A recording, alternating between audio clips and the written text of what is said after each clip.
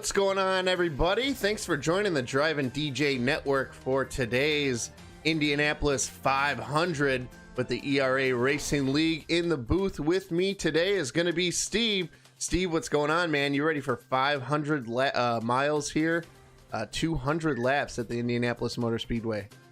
I'm excited, man. This is the biggest race that the Driving DJ Network has done. Going to be a full day, not only here at Indianapolis, and we'll talk about that a little bit later, but yeah, absolutely ready to see some racing here from the Indianapolis Motor Speedway.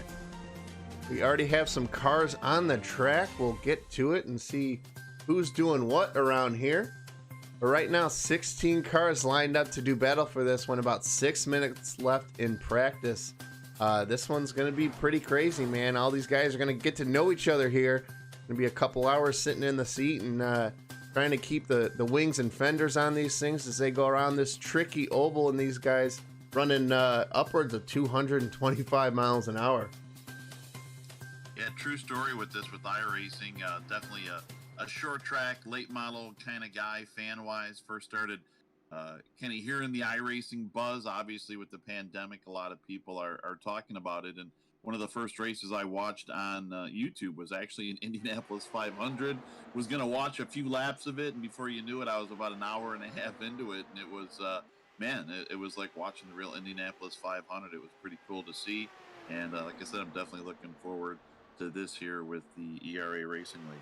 Yeah, these guys are racing for some cash money. They're racing for some awesome gear from Abruzzi. They're going to get some racing gloves if they can manage to pull off the two-peat here. These guys are actually going to run the Coke 600 later this evening.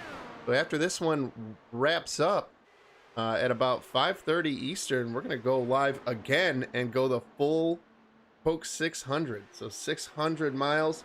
It's going to be crazy there tonight, but same group of guys, so they'll be best friends by the end of this one, Steve. Yeah, you know, we've mentioned it obviously in the racing circles. You know, doing the double was such a big term on Memorial Day weekend with, you know, John Andretti, Robbie Gordon, Tony Stewart, the guys that have tried doing it. Most recently, I believe, Kurt Busch. And, you know, at most you had one guy that attempted it.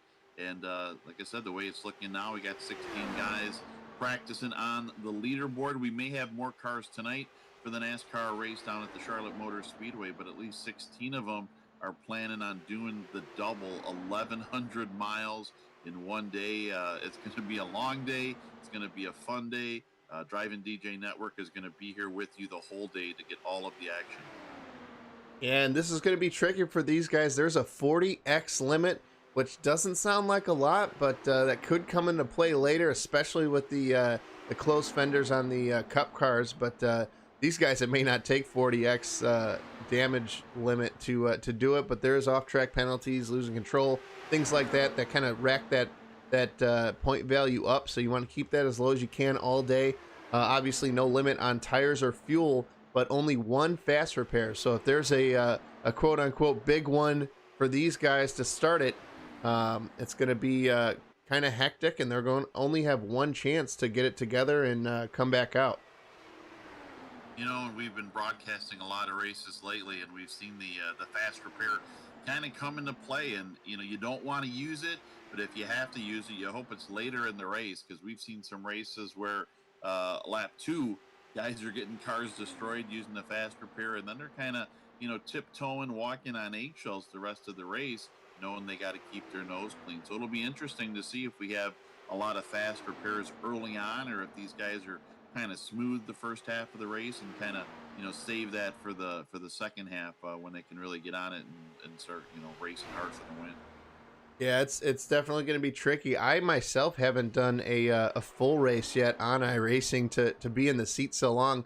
I'm normally a 150 lap, 200 lap max guy on a short track, so it's going to be pretty crazy to see what these guys see for that distance. But they're going to have to keep it smooth, use the draft all night long. It's huge here with these cars, and try to follow the wall being broken behind another car. But you can see how smooth these guys got to be right now. We're on board with Michael Martino with our gyro cam. It's going to be a cool view. We'll be utilizing this all day long, especially when these guys are coming up on other cars. But Long straightaways here. A little bit of character keeping these left side tires glued as much as they can. Everybody here, though, Steve, is on fixed setups. So there's not going to be, one car that just flies by all these guys with some kind of low downforce deal. But in the draft right now, he's going about 217. But when these guys get hooked up, look forward to seeing them in like 220, 230, or 230, 235 miles per hour. And for you fans at home that may not know what fixed setup is, if you're familiar with the old IROC series, International Race of Champions, where they would take IndyCar and sports car racing, NASCAR, and they'd put guys in equally prepared cars. That's what these basically are right now.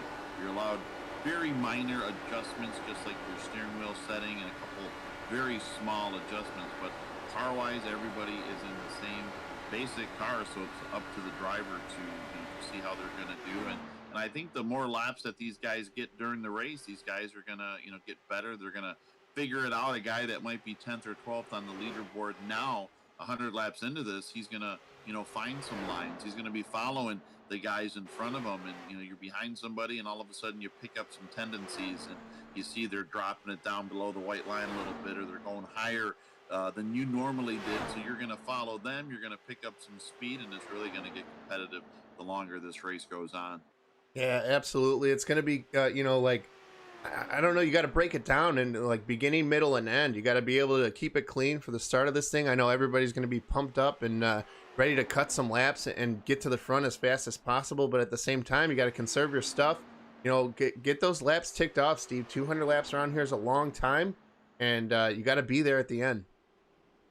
Well, we've all seen the clips on YouTube. If you're an Indy fan and you watch every year, you've seen them over the year. The worst part about the race, the coolest for the fans is lap one. The worst for the drivers, also lap one. You get the 3 wide start going into turn one. A lot of times, not everybody makes it down the backstretch on lap one. So with a smaller field, sure, everybody would love a full field for the Indy 500 today, but a smaller field may actually help this group out here. So we'll see how it goes through lap one. If you can make it through there, hopefully things will start to settle down. We get to halfway, you make a couple adjustments, a couple pit stops, and then you kind of start to figure out who the players are going to be as we go to the second half of the race.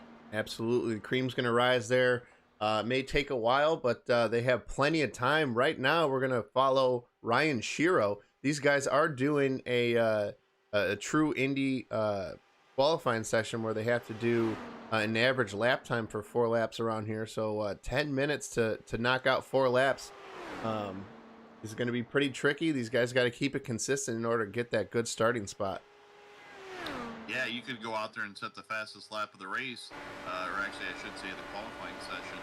But if the other 3 aren't up to par, or you blow 1 lap, it's going to bring that average down. And like I said, you may have the 3 fastest laps during it, but if you have 1 real bad lap, it's going to bring your average down, and you're not on the pole. And man, that's what a lot of these drivers aspire to do, is put that car on the pole for the Indianapolis 500. There's not many drivers in history that can say they've done that before.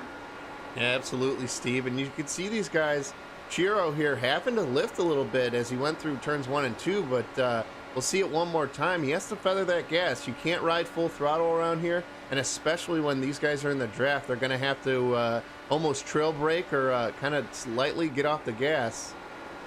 You can hear him lift a little bit as he goes down into turn 1, trying to get that good arc coming through the second part of turns 1 and 2 here. We'll call them turns 1, 2, 3, and 4 just for simplicity's sake. But right now he has put down the fastest lap, but he has to do 3 more just like it in order to get that front row pole position. Cheryl was fastest, or at least for most of the practice session, so kind of expected him to pick up where he left off. But again, you got to do it 4 times around the speedway. We'll see if that red, white, and blue patriotic Memorial Day paint job can come through. Are you ready to see Shiro down to second now? Matty D. Clark, top of the qualifying charts. Absolutely. Matty D. Clark. We'll see if we can jump on with him. Looks like he's got a little bit of a different line going down the back straightaway, kind of hugging the inside, trying not to get that side draft off the wall. Not sure. Oh, he's going to hit the wall, though, for Clark and go for a tumble. That is not going to be good for the average lap time there, Steve. Yeah, that'll bring it down a little bit. Now I'm not 100% familiar with how this works. If he has to go and maybe fix the car and go out again for another 4-lap run, or what the deal is. So I guess we'll all kind of learn together as he brings that car to the pit area. Yeah, it looks like he's going to need a fast repair just in qualifying alone. You can see how touchy these things are. Being able to hang on to these things for 200 laps is going to be quite the challenge. We'll bring that 31 car to the pit area. The crew will do the quick fix, and like I said, we'll see if he goes back out and attempts another qualifying run, or he only gets what. Yeah, he's going to come in for repairs there and hit pit road. We'll see if a body gets put on that. Right now, Shiro's still making some headway. He's sitting in second. Obi Weatherford out there running himself a good top 3 run. Right behind him in speed, almost identical laps to what Shiro's putting down in that 34 car.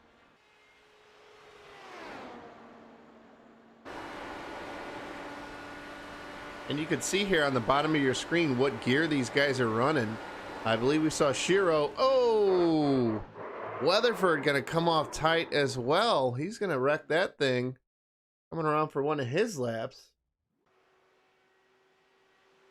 Ryan Wright going to try to keep that Amazon IndyCar. We've seen 2 wrecks already, Steve. Coming around only 2 or 3 laps. I know these guys are on the edge, but they're going to have to keep it together here for, this whole race. And they were putting it on the edge. These are guys that were on the top of the charts. Clark was fastest lap, Weatherford 3rd fastest. So these guys are trying to get every ounce out of these cars, and they're not leaving anything out there on the racetrack. Unfortunately, like I said, they might not be able to do their 4-lap average. We're showing the times up there. Another car into the wall. That was right in the 5th spot. I feel like I don't want to click on anybody else. They keep getting in wrecks every time I jump on board. Now move into the 4 of Craig Ream, 6th spot overall. And you can see Reams in 6th gear here. We saw Shiro also in 6th. I want to see we saw Clark in 5th. So something to check out. But a lot of the times when these guys are in the draft, they're going to be in that 6th gear. If they're just kind of winding up or running by themselves, they might want those extra RPMs and be up in 5th gear. So something to watch out for as we jump in and out of this gyro cam and the cockpit view. A little bit of a difference as these guys have these halos now and windscreens. So a cool update by iRacing to put that together before this big race. But with the race being delayed, you might be able to see these things in person at the Indianapolis Motor Speedway later this year. Yeah, what an incredible view from the inside. You basically feel like you're in the driver's seat with tight confinement of these Indy cars as he heads into 3 and 4 to complete another lap.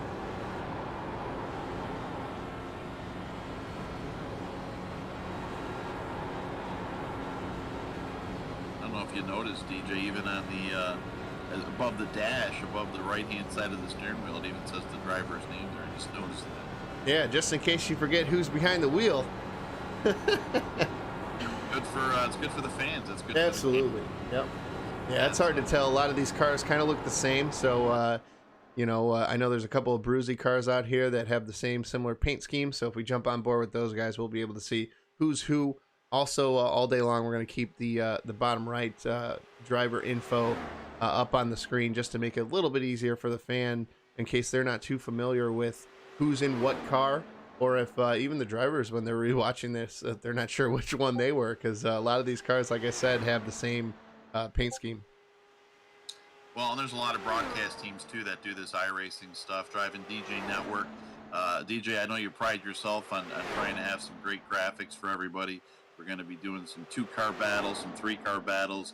Going to be putting all kinds of information up on the screen later on for the fans. So yeah, looking forward to seeing some of those 2- and 3-car battles later on, because we're going to have some tight pack racing here. Yeah, you definitely don't want to lose the draft here. So sticking with somebody just to partner up, man, those extra 5 miles an hour are huge here. and are definitely going to make a difference over time, especially if we get onto some longer green flag runs. You definitely don't want to be, losing the draft here, because time and speed can tick off mighty quick when you're in a pack. Now moving on to the 93 of Christopher Melton up to the 5th spot. Right now looking very smooth here. And that yellow and blue. But he's going to hit the wall, Steve, one more time. You jinxed him, man. I did indeed. Only about a minute left, though. He's going to reset, maybe come back for another lap. But Clark on the pole right now with his time. Not sure if the graphic can tell which average lap time is going on, but maybe with the shortened laps, he still kept that speed up. He didn't make any more laps. And maybe he might have done more than 4. I don't know. With we're not familiar with Indy 500 qualifying here in the Driving DJ Network. We know how it goes in real life. We're not 100% sure how iRacing does it. So maybe Clark had his 4 laps already and was just going to keep running, and maybe wrecked on lap 5 or 6. We'll see. We'll be going to grid soon, and we'll see who actually ends up on the pole. Yeah, right now, nobody on track. 14 cars have taken time. You see Matty Clark, he is currently your pole sitter, according to our graphic that we have up on the screen. And then John Diekman, he had himself a heck of a run as well. Shiro up there, Weatherford. Chris Melton's going to round out the top 5 right now. And then Brian Wright and Craig Ream, Bradley Beeman in the 92, Tyler Beeman. Those 2 guys are going to be 8th and 9th, and then AJ Musselman is going to round out the top 10 currently, with Michael Martino, Jonathan Christopher, Charles Teed, and Cody Bullock rounding out the guys who have qualified as of right now. So what it looks like, we got about 2 guys, you're saying, DJ, that have not put down a qualifying attempt yet? Yeah, it looks like Mike Donahue, which actually is just about, let's see, I think we advanced sessions here, so we're going straight to it. But Mike Donahue didn't look like he put down a lap, so he'll be starting in the back more than likely, as well as Kevin Fetty. So we'll see what those guys do for this one.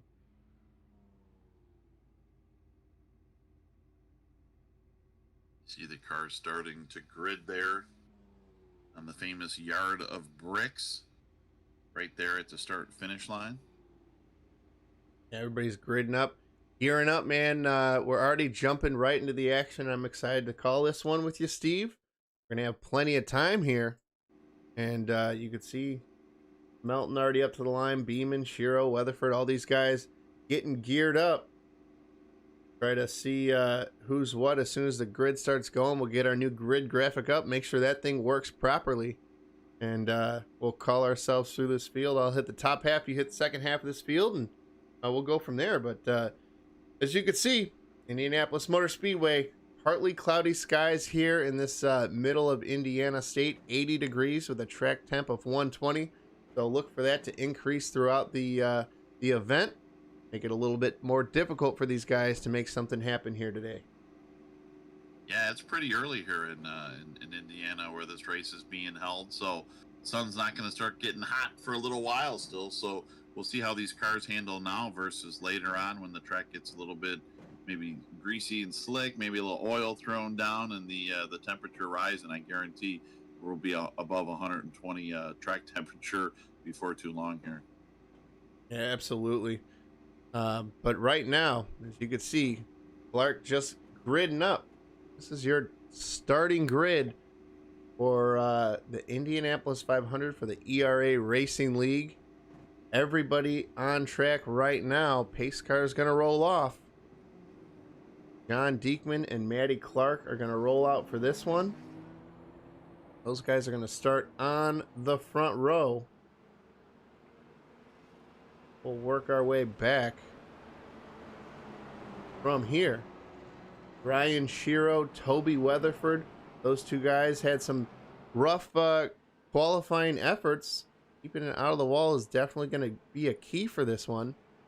Behind them is going to be Christopher Melton and Brian Wright, starting 5th and 6th, drivers out of Florida and the Mid-South. And you got Craig Ream and Bradley Beeman in that 92 car. You guys are going to be back in row 4 for some similar paint schemes as we go down the back straightaway for this one. Starting 9th and 10th is going to be Beeman and Musselman. Take it away for the rest of this one, Steve. Yeah, you see a lot of the teammates there with those paint jobs. Michael Martino in the 75, Jonathan Christopher in the 76, Charles Teed in the 5, and the 3 of Cody Bullock behind them. Kevin Fetty in the 94 car and Mike Donahue in the 70. Those guys are basically going to round out the field for today's event. That's going to be it for the grid.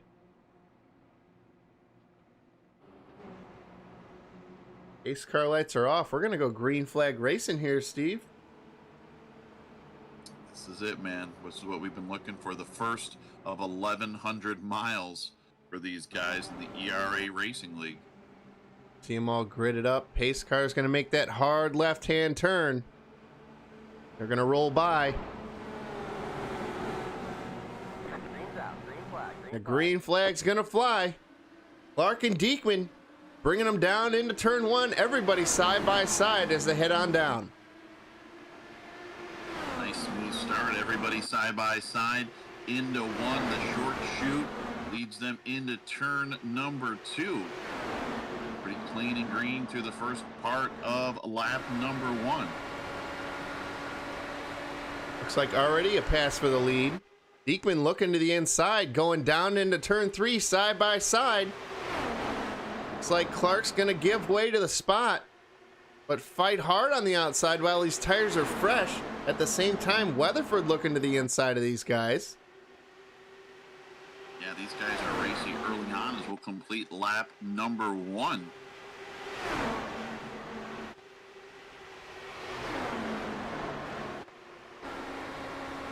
On board with Clark right now. You can see him trying to get that air off the back spoiler of Diekman as they come down the back stretch for their second lap of the evening.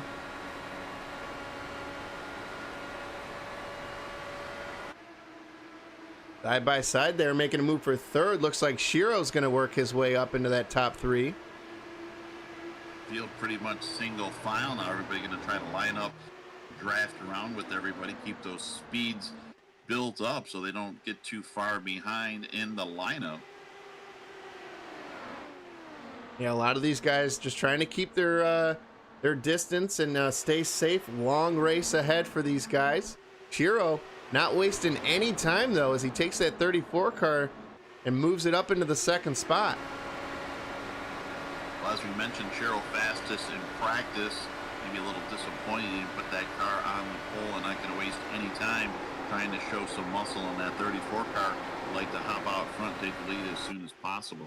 Yeah, and right now he's got his eyes set on John Diekman in that 41 machine, and he's just got to stay in the draft and try to see if he can come up through the field here and get this lead.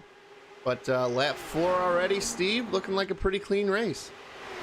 Yeah, I'm impressed. Like we mentioned in the pre-show, it's a 3-part race. You got to get through the first couple laps of this thing, kind of run early, take you to the middle of it, and then you set up for the run at the end. And these guys are doing great. I can't tell you how many Indy 500s have gone caution on lap 1 and 2, and half the field gets tore up as we got a battle for the lead. Now Shiro to the inside of Diekman, new leader. The 41 car's gonna drop back as the 34 of Shiro now takes the lead.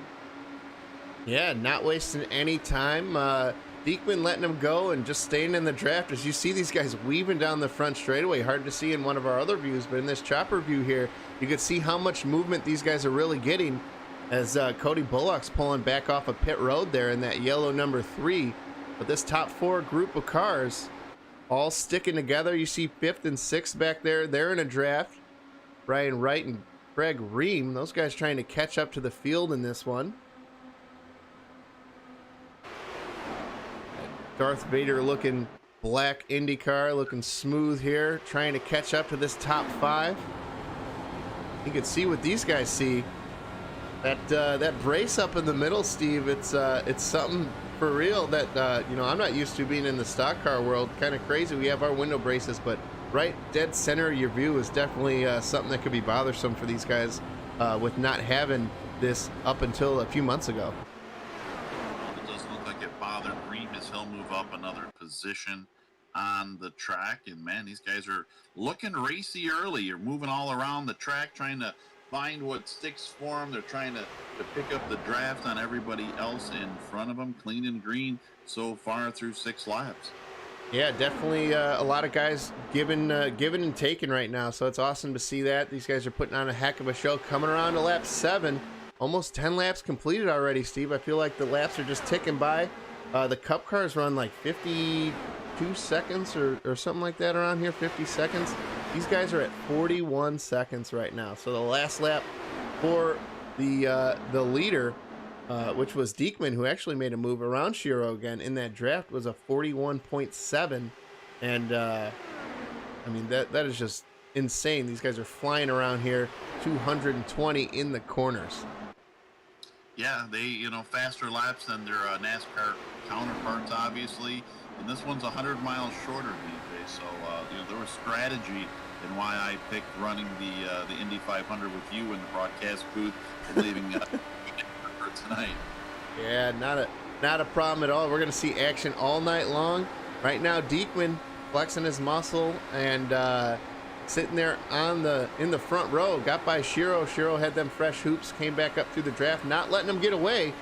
Side by side as we're on board with Craig Ream right now, 3rd and 4th putting a battle on. But you see how powerful that draft is as they come down into turn 3. Yeah, it looks like Weatherford's going to drop back to 5th after a couple cars got by him. Looks like the Beeman brothers are back there. I'm gonna assume they're brothers in this one. Bradley and Tyler with those identical paint schemes on those vehicles. That Honda powered number 91 and 92 together. You got to wonder if they're going to work together all day long. You got the 2-car battle down on the screen. I'm sure they're talking amongst each other. Maybe we're going to pit at the same time. We're going to draft together. So definitely isn't a bad deal to have a teammate or a partner that you can work with during the Indy 500 here today. Yeah, absolutely. It's going to be a long run, and having somebody on your side willing to give a little more than others may, you know, having that same mentality through this race is going to be pretty crucial, and we'll see how it pans out for them later in the evening. Right now, we have a yellow flag. Looks like Martino's down there, losing the whole back end of that Waffle House number 75. See if we can jump back and find out what happened.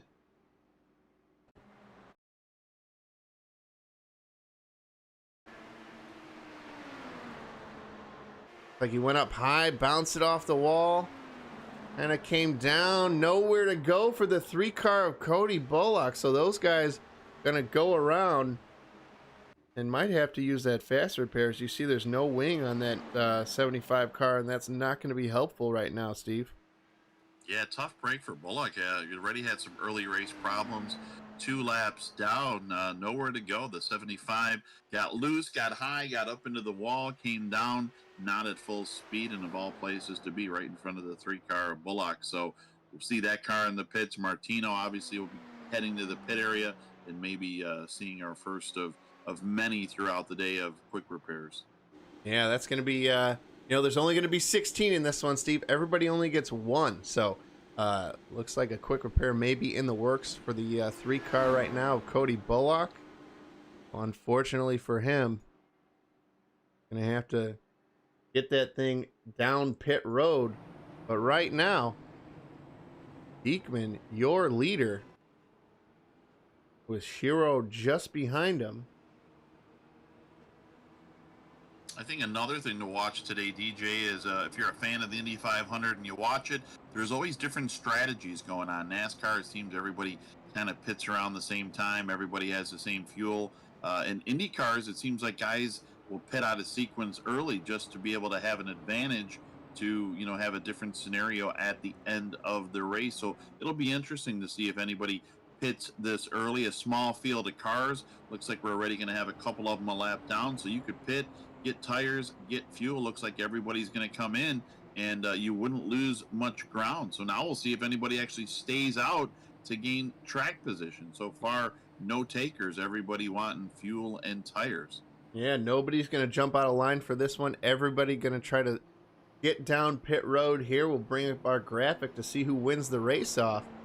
Right now, nobody's gotten to their pit stall yet. You'll see that time marker in yellow start to rack them up as our leader's going to come down nice and smooth. Don't lock them up, hit your pit stall, and here we go. They go right up on the air jacks. You see all these guys in sequence coming up, getting 4 tires, keeping that thing revved up. Diekman's going to have a clean 8-second stop, come right down off of pit road with no issues. Like we see... You're up to second. Yeah, absolutely. Good run for him. Ream with a good good pit stop. Weatherford's going to come out in 3rd. Clark in 4th. But, yeah, all these guys with some pretty nifty stops. They're going to have to get used to that as the day clicks on. I think now being so early, it was kind of monkey see, monkey do, where everybody just wanted to get some tires, reevaluate a little bit, fill up the fuel tanks. A lot of these guys probably have not ran an Indy 500, these ERA Racing League drivers, so maybe it's just better instead of playing some strategy this early. We'll grab some tires, we'll grab some fuel, but I guarantee as this race goes on, we're going to start to see some different strategies throughout there. And you notice Ryan Shiro seemed to drop some spots, DJ, after that, came in the pits running 2nd. I think he came out maybe about 4th or 5th. Yeah, he's currently sitting in 5th spot right now, according to what I'm 6th and 8th. So a spot gained for Bradley there. Tyler not so lucky, not gaining as many to stay right behind his brother Bradley there. But yeah, definitely interesting. Caution laps are counting. We're on lap 13 already, Steve. Yeah, this one's going to go by quick, I think, once we get back to green. Everybody, they looked racy. They looked good. Not too much erratic driving out there. Some stuff at the back of the pack, but these top 10 guys out there, like I said, they were looking racy. And you see the track temp starting to go up a little bit. The air temperature going up a little bit from just about 15 minutes ago when we started, and I expect that to climb. Yeah, absolutely. These guys laying down some rubber, hitting this track at 220 plus miles an hour is going to be interesting. Pace car lights are off. Diekman going to bring us to green one more time. He's got the most experience so far on restarts with these guys. This only being the first yellow. We'll see how these guys rack up. Looks like it's going to be a single file restart. Everybody gearing up in line for this one. You see all the cars on your screen right now. Currently, looks like only one car is several laps down, and looks like Bullock may be done for the evening. So 15 cars right now in the running for this one, and a lot of time to make some moves happen. Yeah, it looks like Martino with that quick repair ended up staying on the lead lap. So 15 cars still with the shot to bring home the Indy 500 Borg Warner Trophy today. Got that wing back on that thing after going around. Right now, that pace truck's going to make that left-hand turn down onto pit road like these guys just did. Here we go. Diekman going to take us away.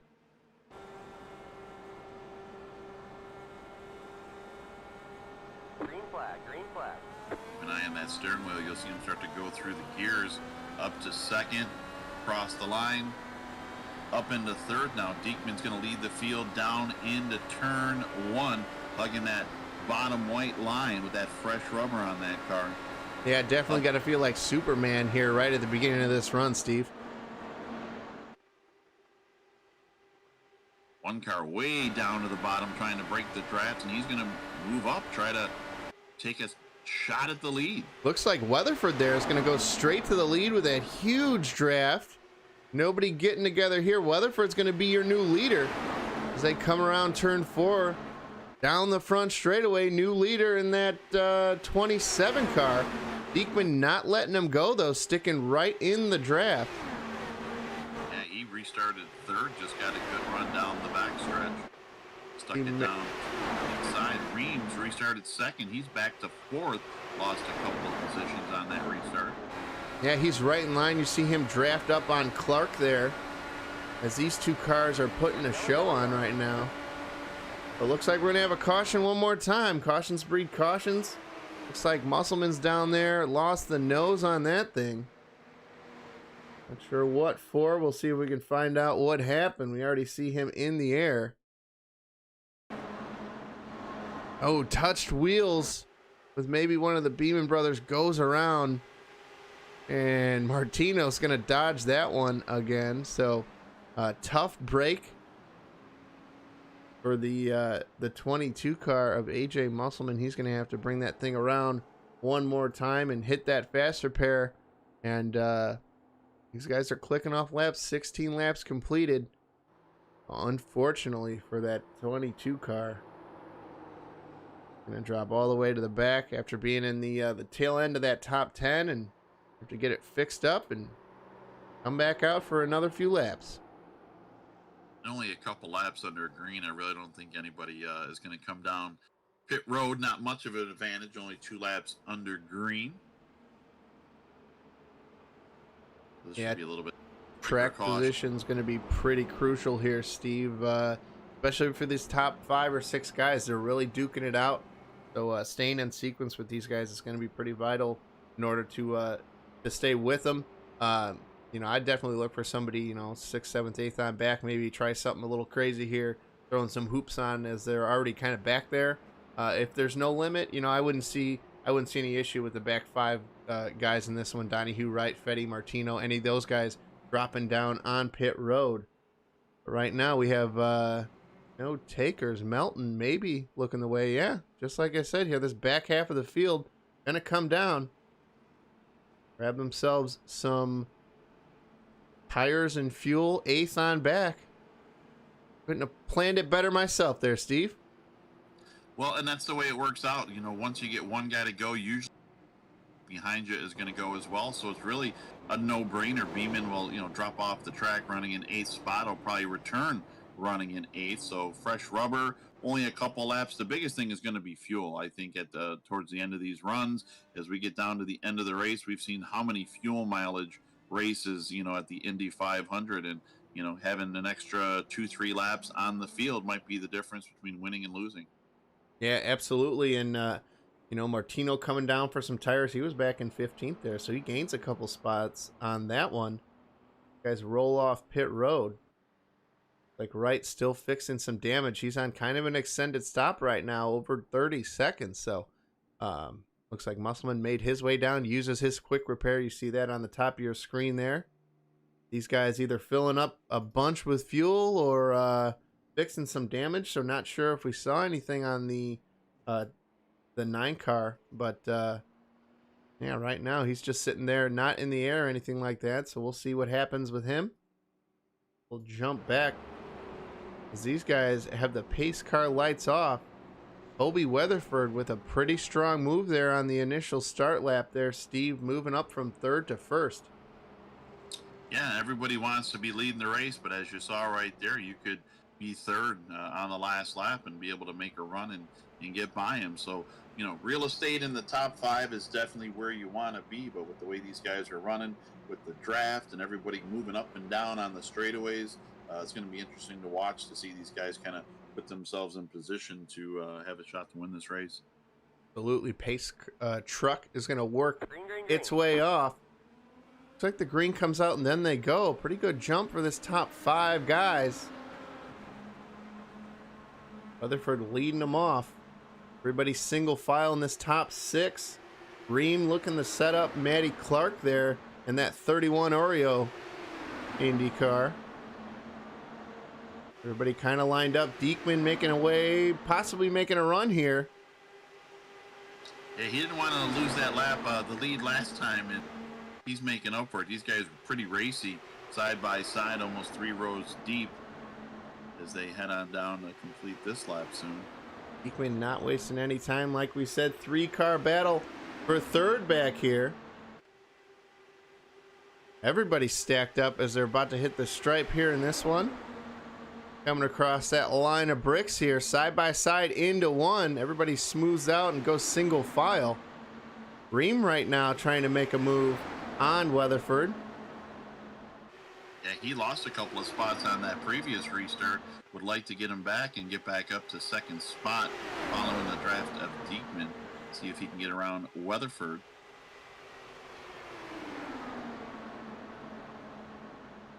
Behind them, though, Matty Clark and Ryan Shiro trying to make the 5-car battle for that second spot.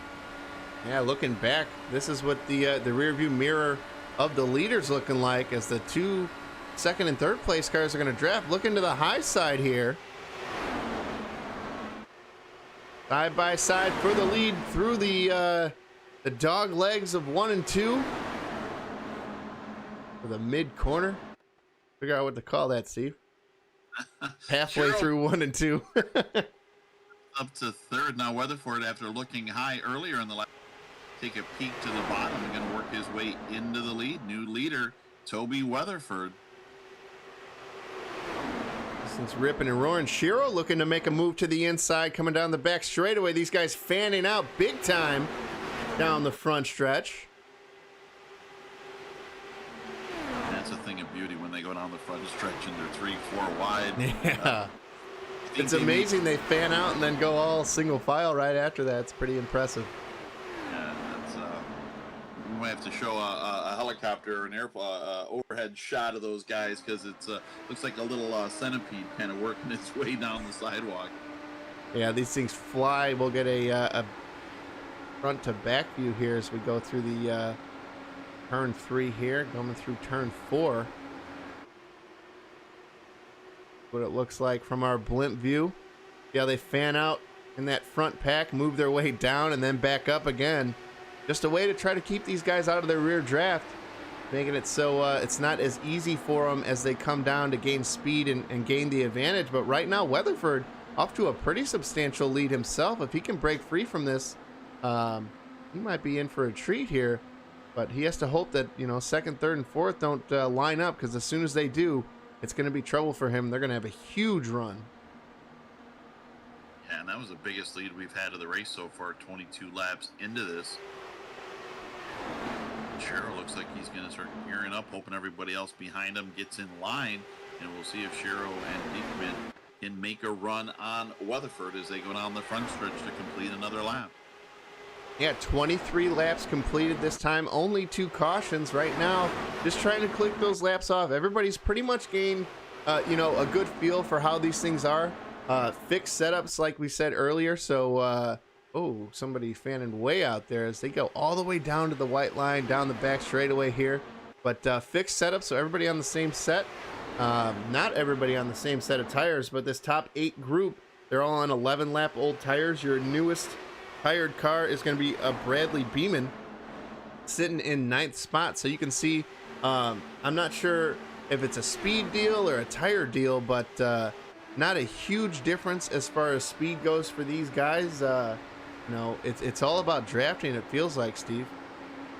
Well, and like we said earlier during the pit stops, I don't think the tires make that much of a difference. You know, if they're only 2 laps older than what everybody else has, it's going to be fuel mileage. And if we can get a long green flag run here and we start to see some green flag pit stops, that's when stuff could get interesting. Caution, half the field pits maybe. Caution comes out, you catch some guys a lap down. So it'll definitely be interesting to see if we can go about 40 laps green without a caution and see where this all plays out. Yeah, those back half of the field cars, 5 laps more fuel. So if they were packed fuel in their pit stop, they're going to be a little bit on delay here, so they can try to make up some ground on these guys. And you see Clark wash up right in front of Diekman there.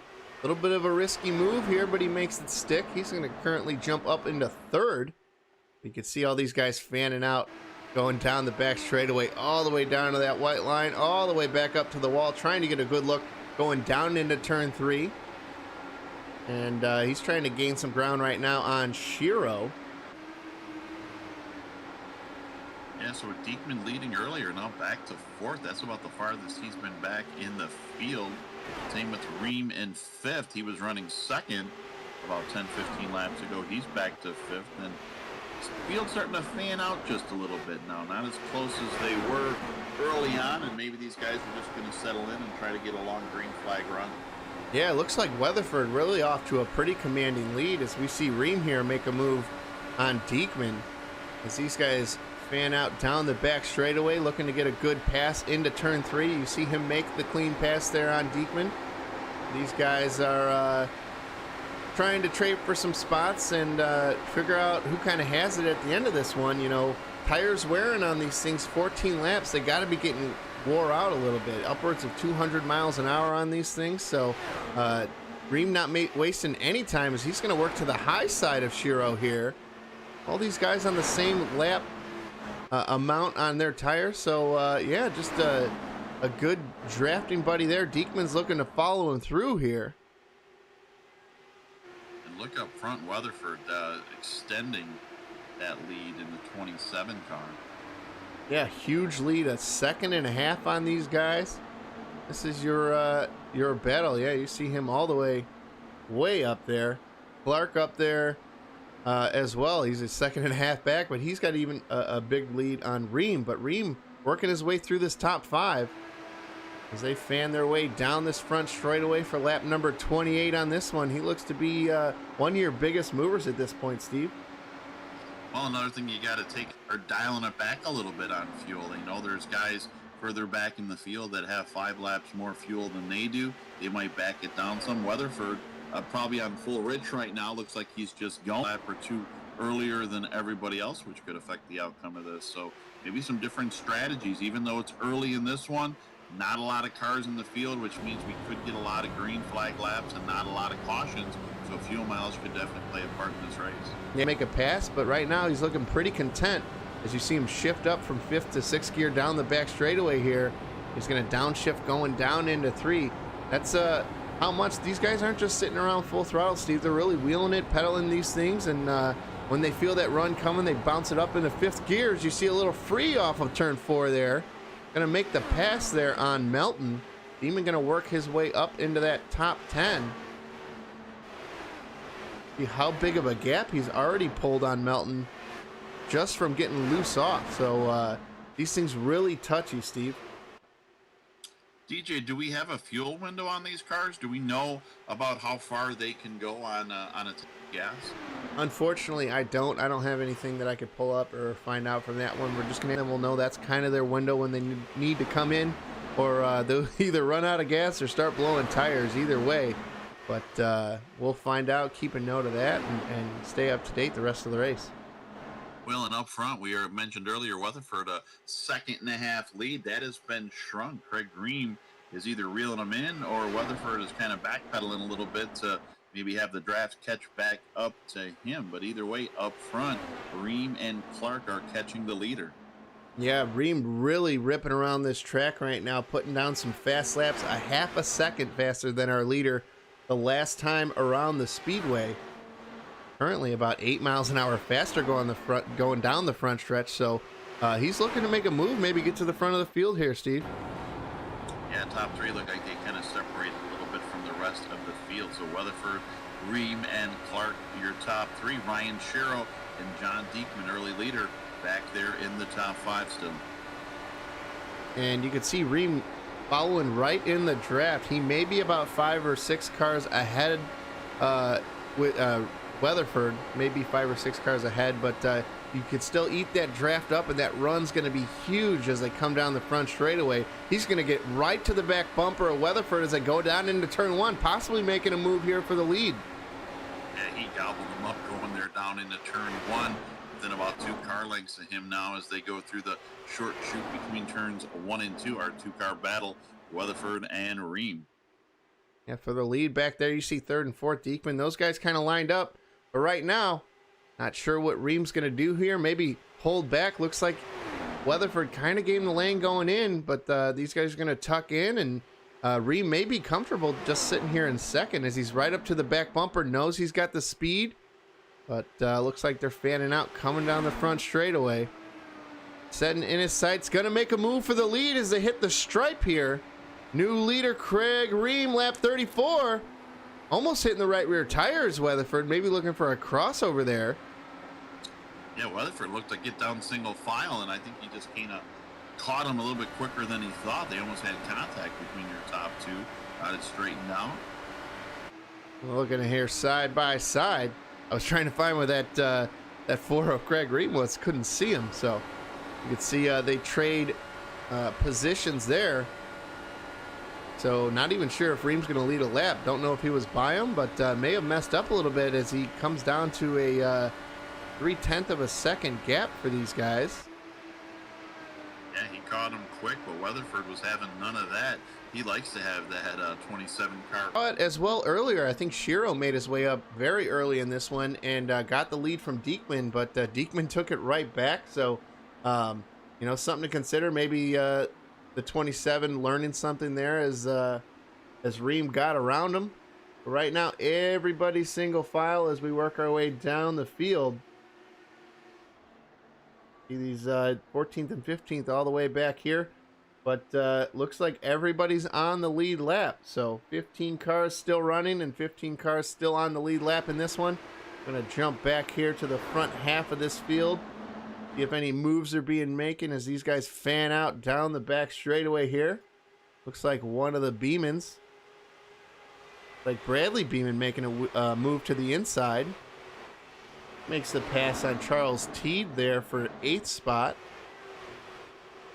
And Melton looking to make a move on Teed as well as they come down through 3 and 4. Yeah, so guys are being racy even in the back half of the top 10. They can work their way up to 10th, and they can work their way up to 5th and maybe get in the mix with those faster cars up front, trying to maybe catch the draft with them and see where their fortunes will take them. You see a nice 2-car battle between Charles Teed and Christopher Melton. These guys sucking up to the draft, man. If they can work together, they can get to these. You don't have that banking holding you up in the middle of the corners, and the straightaways are almost more dangerous than the corners here, Steve. With the side load not on these tires, that air can really play a factor as they come down with no load on the side of these things. Well, we saw earlier the Beeman brothers trying to work together. They pit together. They were, nose to tail in the draft. Now there's about a 2-second separation, second gap from Tyler Beeman back to Bradley Beeman, who runs 8th. See him on the front and back of your screen there. Those guys all fanned out. But right now, it's all Weatherford. Ream coming back up to the front, setting them up one more time. You can see side by side right now. Diekman looking to make a move. He's going to push that car up into 4th. And looks like Beeman looking to make the move as well onto Clark. He's going to peek the nose in there and take that spot away. So for the first time tonight, Tyler Beeman, going to make his way up into 5th.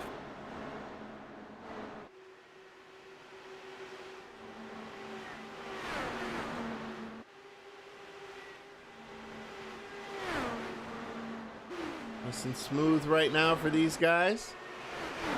Weatherford and Ream.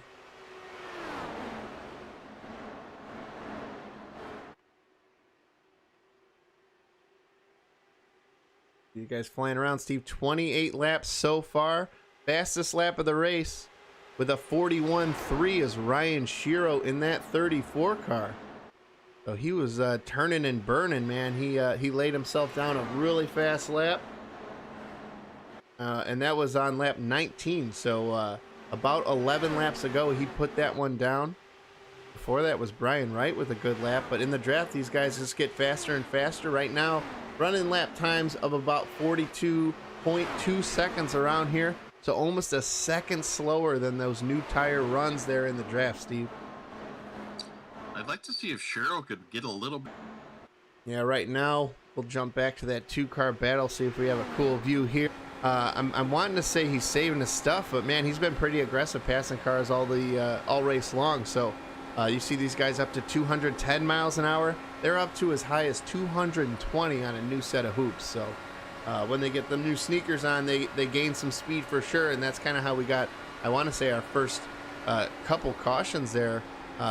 Only happening after the first caution, actually, right away, getting grip in these things and heating them up. But once they heat up, They were pretty fast for quite a few laps. Well, another thing you can't forget about, DJ, is the longer these runs go, the more fuel they're burning, the lighter these cars are becoming. So a little bit faster with less weight on them. So Ream and Weatherford, class of the field so far here on this long green flag run. Shiro now back to 1.450 seconds behind them. So actually losing a couple. Have some drafting help behind them with Diekman in the 41 and Tyler Beeman, who you mentioned first time in the top 5 here today at the Indianapolis Motor Speedway. Yeah, you see these guys gearing up, kind of building a train as they're trying to make their way up to this top 2 group. So Diekman, Shiro, and Beeman, like you mentioned, look like a couple guys coming down pit road here. I see, Steve. Yeah, we're going to start to check out the fuel window now and see where everybody is. As That's your leader.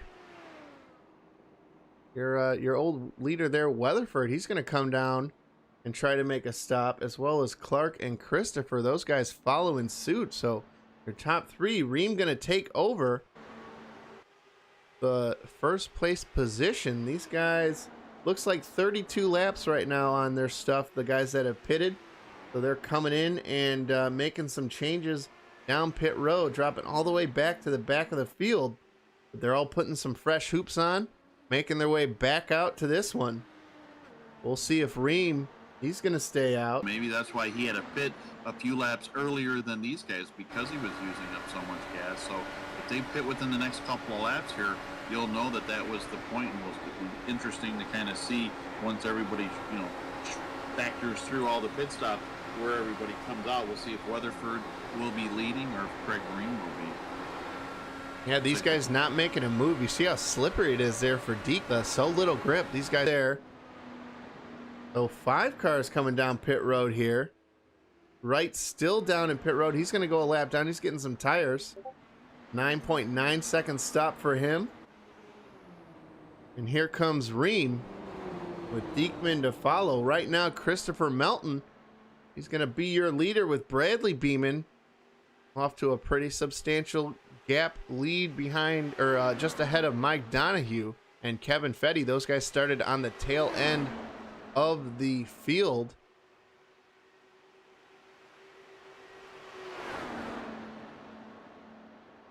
We expect those guys to pit soon, though. Melton and Beeman, Donahue, Fetty. It's on their stuff there, Steve.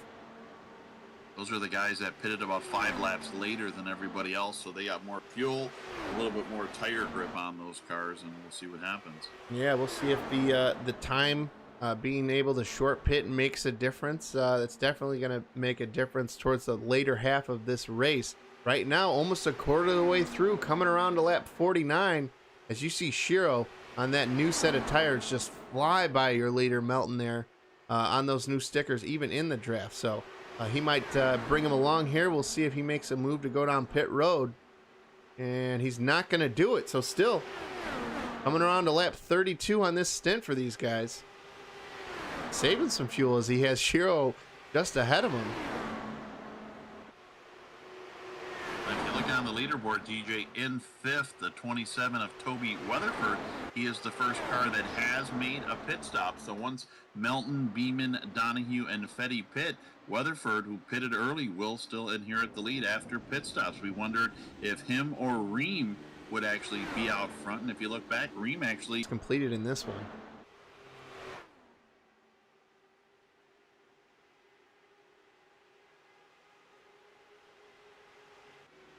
Beeman making his way down pit road. A lot of guys a lap down right now. They're going to gain it back, though. There goes Weatherford as he's going to move himself a lap on the lead lap. So he's on the tail end of the lead lap. But right now, Melton, your leader, coming down. So he's going to come down, get some 4 fresh tires and fuel, and we'll hit our first commercial break there, Steve. Have you ever desired to show off something you created, like we'll say in racing, or in this case even sim racing? While on the track, simulator, hauling close to the ground in a cart, Abruzzi Racewear has you covered. If you've ever needed to promote your team logo, name, colors, or just feeling a bit more confident in your sim rig, Abruzzi Racewear is your answer. Team shirts, jackets, and even hats, they go the extra mile. Custom race shoes to gloves and even kart suits, Abruzzi has the supplies to fit your needs. Customizable from team names to colors, and yes, you can even have your own name embroidered just the way you want it. In sim racing, they give you the comfort and feel of being strapped into a cockpit to bring the experience closer to the way you desire it. Their range of sim apparel has been created to not only meet and exceed the highest levels of comfort and quality, but also to enable you to make it yours. To add your personality, take a look today at AbruzziUSA.com to see the lineup and what they have to offer. AbruzziUSA.com, with customization at heart, your wear, your way. And just like that, we go to commercial. Currently under green here, Steve. It's like Matty Clark and battling in second place was one of the favorites probably to win this thing. Now is going to head to the pit area, and I think where our list of quick repairs is now up to 4 or 5 in the day. Now those guys unfortunately having to use it pretty early. Abruzzi have those awesome paint schemes on those. Those guys do that custom work on all the sim racing or kart racing gear. They do great work and have some great products there. So good to have that intermission break for us to grab a drink of water and get ready for this one. But right now, Weatherford worked his way right back up into the lead with deep behind. He's got a second gap to him. Everybody 4 fresh hoops. Looks like Diekman actually pitted 3 laps later. So he worked his way past the 76 of Jonathan Christopher. And he's going to put his sights on the 27 of Weatherford, taking it down from a second to a half a second in just the half a lap that we've been talking about him. Yeah, and this will be a good battle for us to watch here. Diekman and Weatherford go to the inside of the 41 car.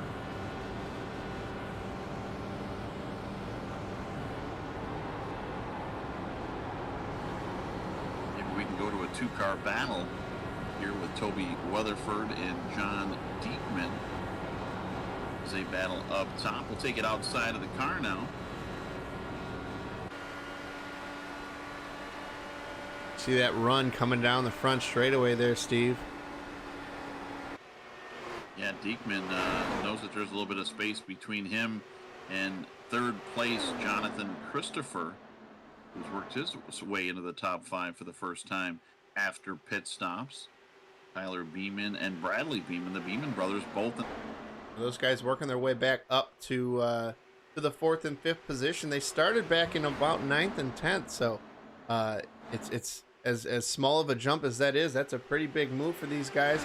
These guys are keeping it really close. So right now, pretty big gap on the field. These guys have Martino just ahead of the leaders. A dive down there, out of the way as we have this 2-car battle going on for the lead. Diekman not letting the 27 of Weatherford get away from him. And you can see the speeds increase if we don't have another caution. And we'll just follow this lead battle here for a little while. DJ, I know you got to check on some print-off for the Charlotte race tonight, so we're just going to focus here on Toby Weatherford and John Diekman as they run 1-2. Jonathan Christopher in the 76 in the 3rd spot. Tyler Beeman in the 91. Bradley Beeman in the 92. Your top 5. 6 will be the 93 of Christopher Melton. 7th, early race leader, the 34 of Ryan Shiro, now over 15 seconds back.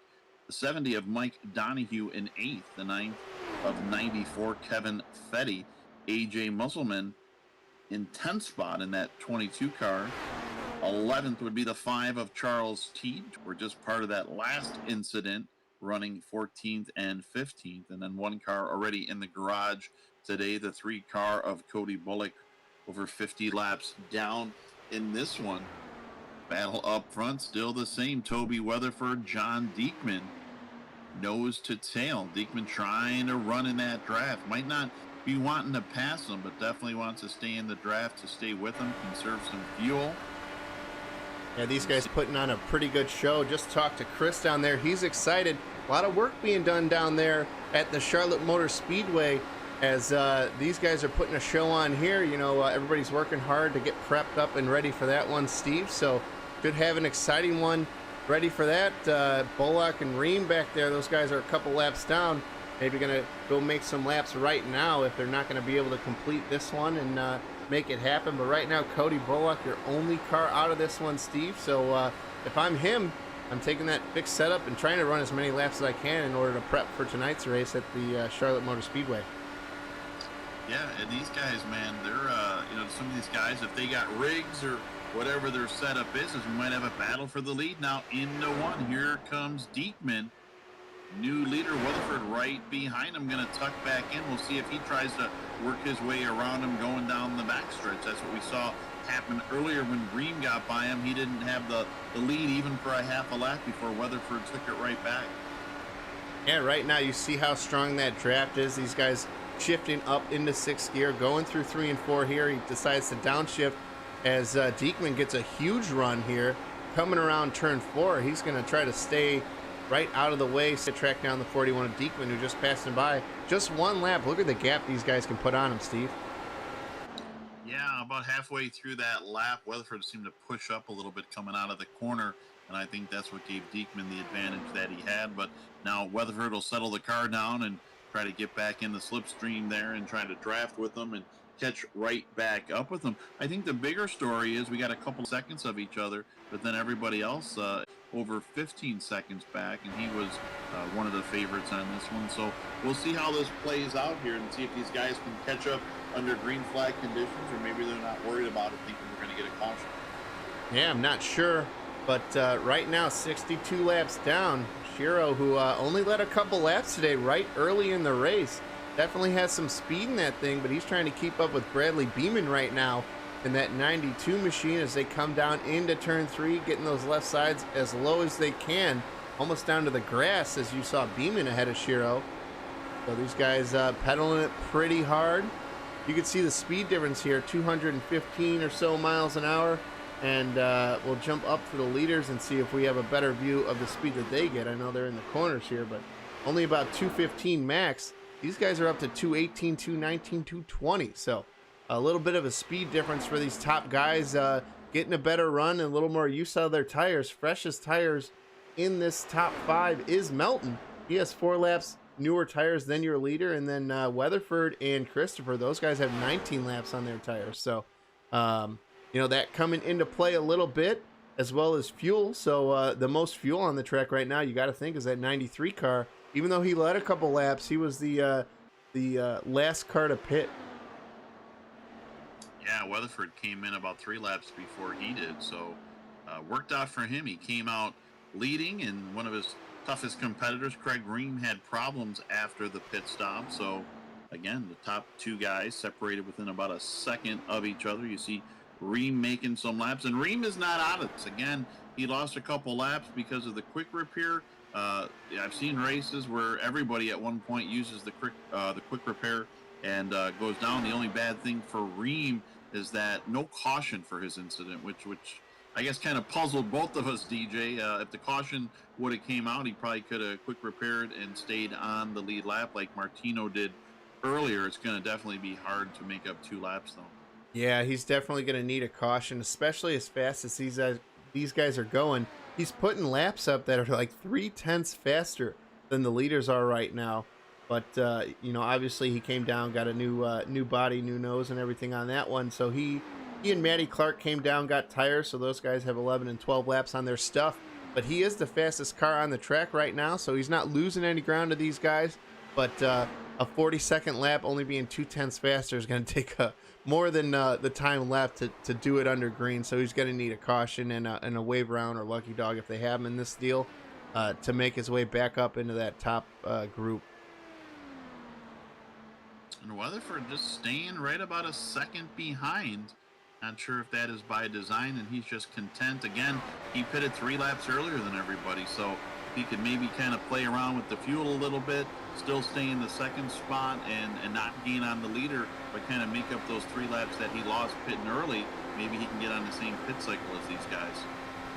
Yeah, he'll definitely be following what Diekman's doing in here.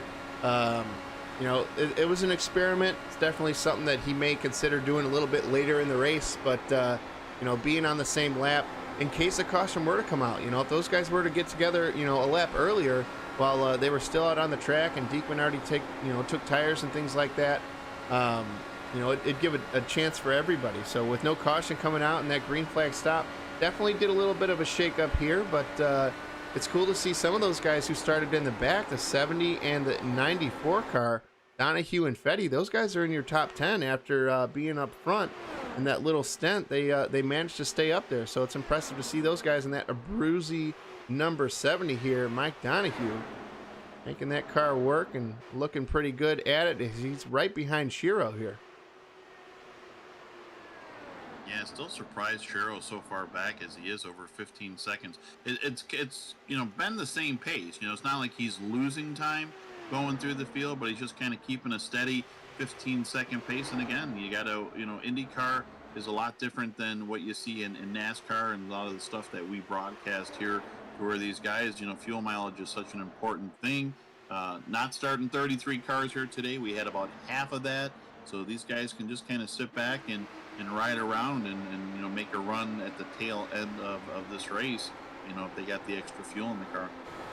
Yeah, you see Shiro making the pass there, trying to get up into 6th position, working his way around what could be a lap car. Not sure on that one. Feel the rubber build up on the left rear quarter of these things as he burps the throttle coming down into turn 1 there, Steve. Yeah, red, white, and blue and black there is the tires, all that little rubber coming off of that, and that's what's on the track. The track's starting to rubber up a little bit, and it's going to keep getting that way the longer we go here today. Air temp and track temp pretty much have stayed consistent. Air temp was 80 degrees when we started. Track temp was 120. I really thought that would go up a little bit more, but staying pretty par of the course. Yeah, there is dynamic weather usually on iRacing. Not sure what the settings are for these guys, but it has changed a little bit just based on the laps they're putting down. So we are on a pretty good green flag run. As of right now, these guys 20 laps on their tires already, 23 on the leader of Diekman. Based on the last run, we might be seeing some pit stops here in 10 to 15 laps. Yeah, definitely a possibility. We got a little bit of a battle here for Beeman and Melton as we're coming down the front straightaway.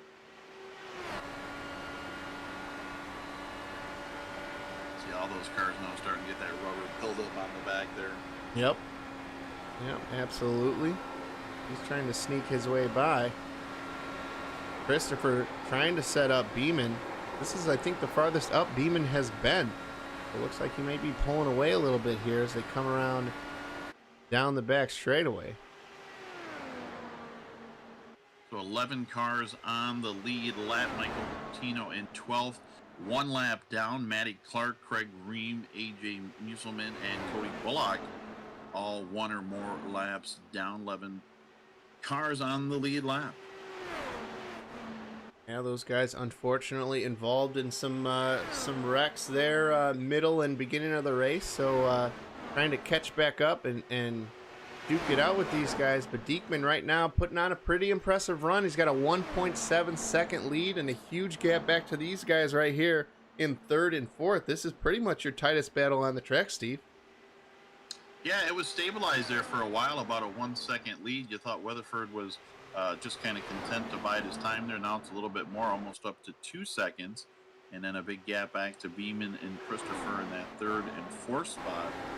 So again, we talked about it earlier. You got to get past the early couple laps, and then you kind of ride around in the middle, and you got to save your stuff for the end. And that's what these guys are doing now, as we're almost up to 75 laps completed on this one. I think these guys are just kind of riding around, getting some laps under their belt. Yeah, definitely that calm part of the race where you can't do much other than kind of stay on the lead lap. Not sure if a caution's going to come out anytime soon for these guys, so definitely look for some of these guys, as Christopher's got 29 laps on his tires, so he may be one of those guys that has to come in here and make a pit stop, as we only had, I think the most laps I saw was 33, so he's pretty close to being within his window, and he's going to come down right now. Yeah, good call, DJ. Christopher going to take that car out of 5th place and bring it on pit road. Looks like there's another car in front of him. Their Weatherford. Yeah.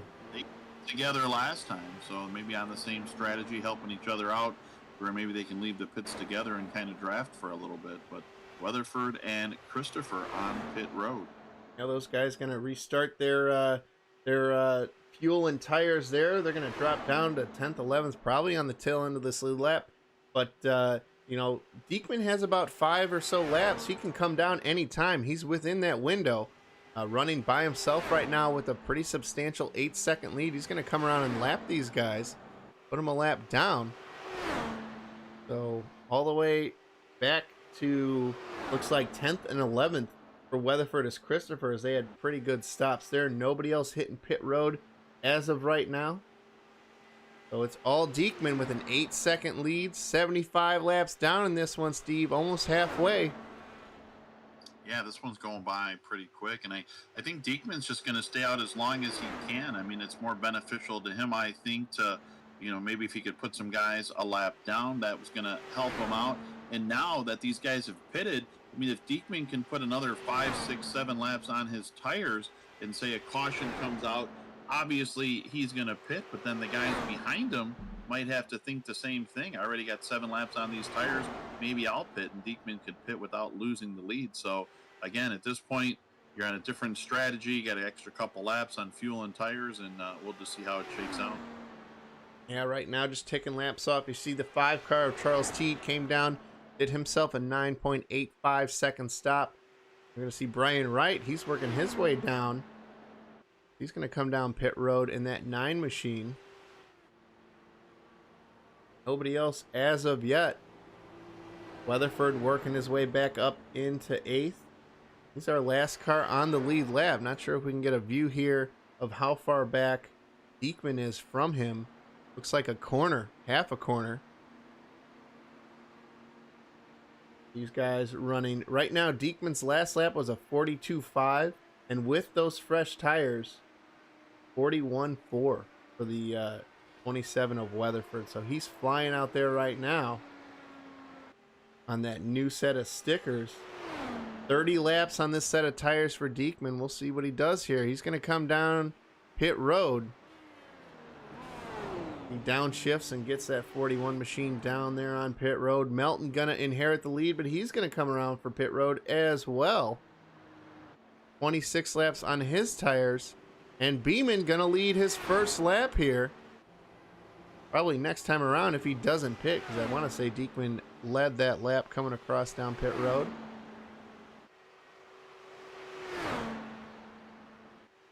It'll be interesting. Maybe we can follow Weatherford around and see where he is on the racetrack, and we'll see if he comes up here now, as Diekman has probably left the pits already, but we'll see how quickly Weatherford can catch up to him, and we'll see. There he is right there. So Weatherford going to end up taking the lead through this pit cycle. Diekman's going to come out in second place. Wants to get off that access road onto the track. He does. Weatherford had the fresh rubber on and was a second quicker. That could have been the difference there, because he was about 2 seconds behind him before he pitted. And if they had identical pit stops, you know, you're gaining a second a lap on the new tires for 3 or 4 laps, and that could be the difference now between first and second. Once pit stops cycle through, obviously Weatherford and Diekman running 4th and 5th, because Bradley Beeman, Mike Donahue, and Kevin Fetty have all not pitted yet.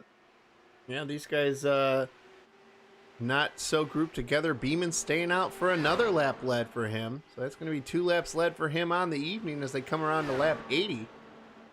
Beeman, Donahue again trying to stretch that fuel out as much as he can. Same with Fetty. Those guys in pretty much identical lap times.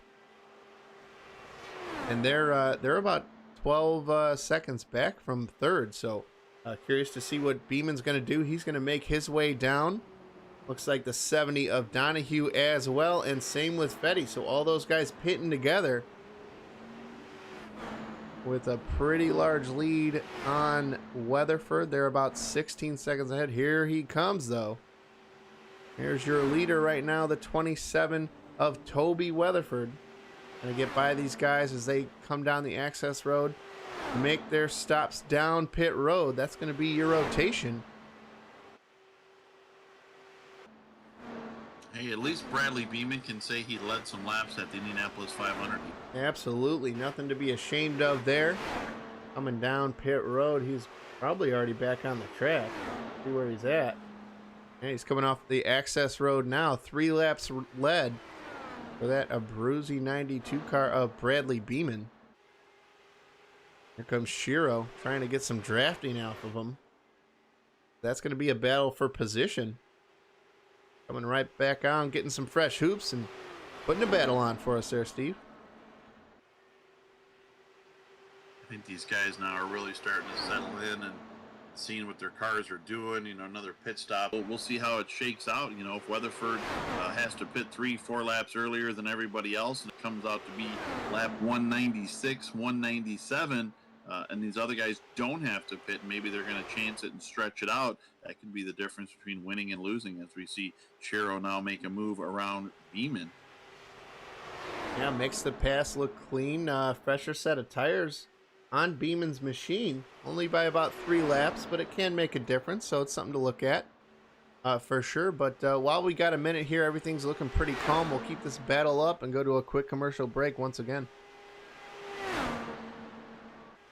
Have you ever desired to show off something you created, like we'll say in racing, or in this case even sim racing? While on the track, simulator, hauling close to the ground in a cart, Abruzzi Racewear has you covered. If you've ever needed to promote your team logo, name, colors, or just feeling a bit more confident in your sim rig, Abruzzi Racewear is your answer. Team shirts, jackets, and even hats, they go the extra mile. Custom race shoes to gloves and even kart suits, Abruzzi has the supplies to fit your needs. Customizable from team names to colors, and yes, you only meet and exceed the highest levels of comfort and quality, but also to enable you to make it yours. To add your personality, take a look today at AbruzziUSA.com to see the lineup and what they have to offer.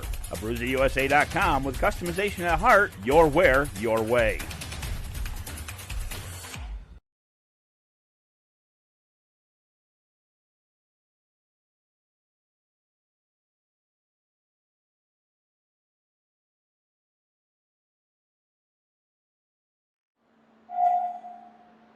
Another quick break there for Abruzzi.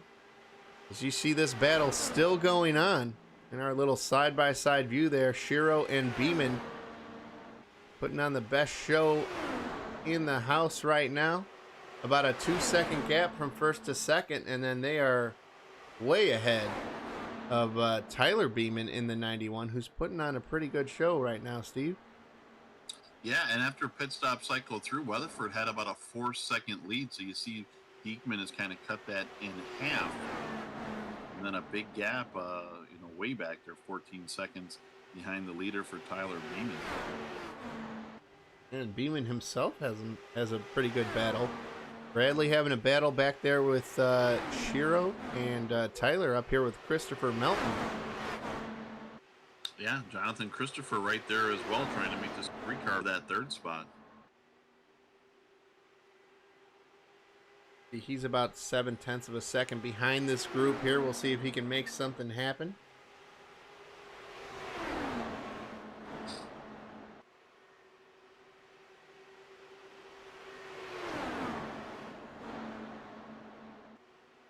And look at that crowd in the background, DJ. Been to 500 before a lot.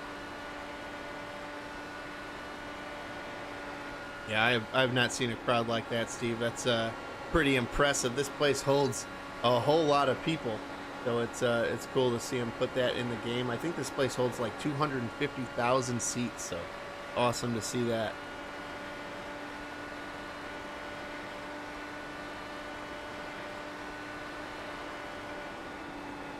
Yeah, distance staying about the same between those guys. Christopher would love to catch up, but just about a second behind them. For the leader, or again, if Weatherford is just kind of biding his time and trying to get off that pit sequence in differences that he has with Diekman, but regardless, 1.3 laps on his tires maybe starting to show. You see a cloud come over the sky here, getting a little dark here, Steve. Yeah, that's one thing you gotta love about iRacing, how realistic they try to make it. And you don't realize how big Indianapolis Motor Speedway is, to where if you know the history and you maybe follow some of it, you've seen some qualifying days where guys want to go out on the track. It's sunny, but then they hit the back stretch and it's raining, and on the front stretch it's sunny out and they can't get the lap in because of the rain. So yeah, anytime you got a facility as big as this, like I said, the weather could be even different. And different corners or a cloud cover could be different. Yeah, it's definitely going to throw a little curveball for these guys as they're not used to having. It's going to add a little bit of grip. Not sure how long it's going to be there, but you see it only for a corner, and then the sun's blistering hot as they come down the back straightaway here. But under a second lead right now for the 41 car of John Diekman. Trying to set up Toby Weatherford here for this one, so we'll see what happens. Jump on board. I'm going to say, if you could look in front of Weatherford, too, he's coming up on a three-car battle, which might play into their hands with lap traffic up there. So be interesting to see how that shakes out. Yeah, it looks like Charles Teed and Kevin Fetty, those guys duking it out right now. Yeah, that was a three-car battle. One of them just peeled onto pit road right as I was saying that, but they were three wide there for a while. But again, a two-car battle as your leaders for the first time really today are going to come up and deal with some lap traffic. Yeah, we'll see how these guys give them room here. As you can see the speed differences here. These guys are at 210 miles an hour. Teed in that 5 car. Like we have Brian right up here. He might have been the guy you were talking about dropping back.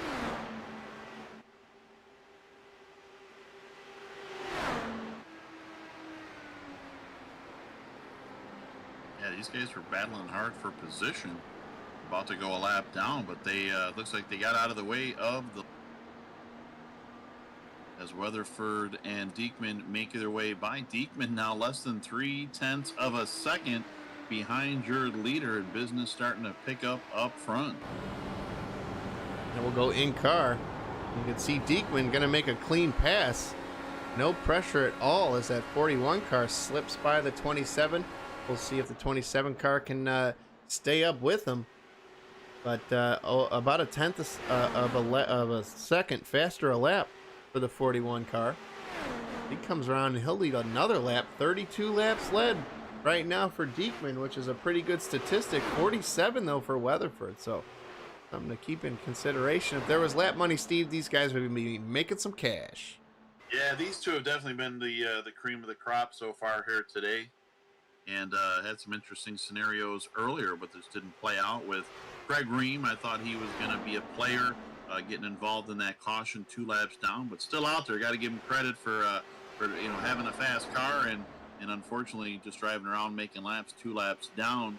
And then Ryan Shiro, another guy that we thought that maybe would have something for these guys. Not saying he doesn't, but just kind of biding his time back there in 7th, over almost 20 seconds behind the leaders.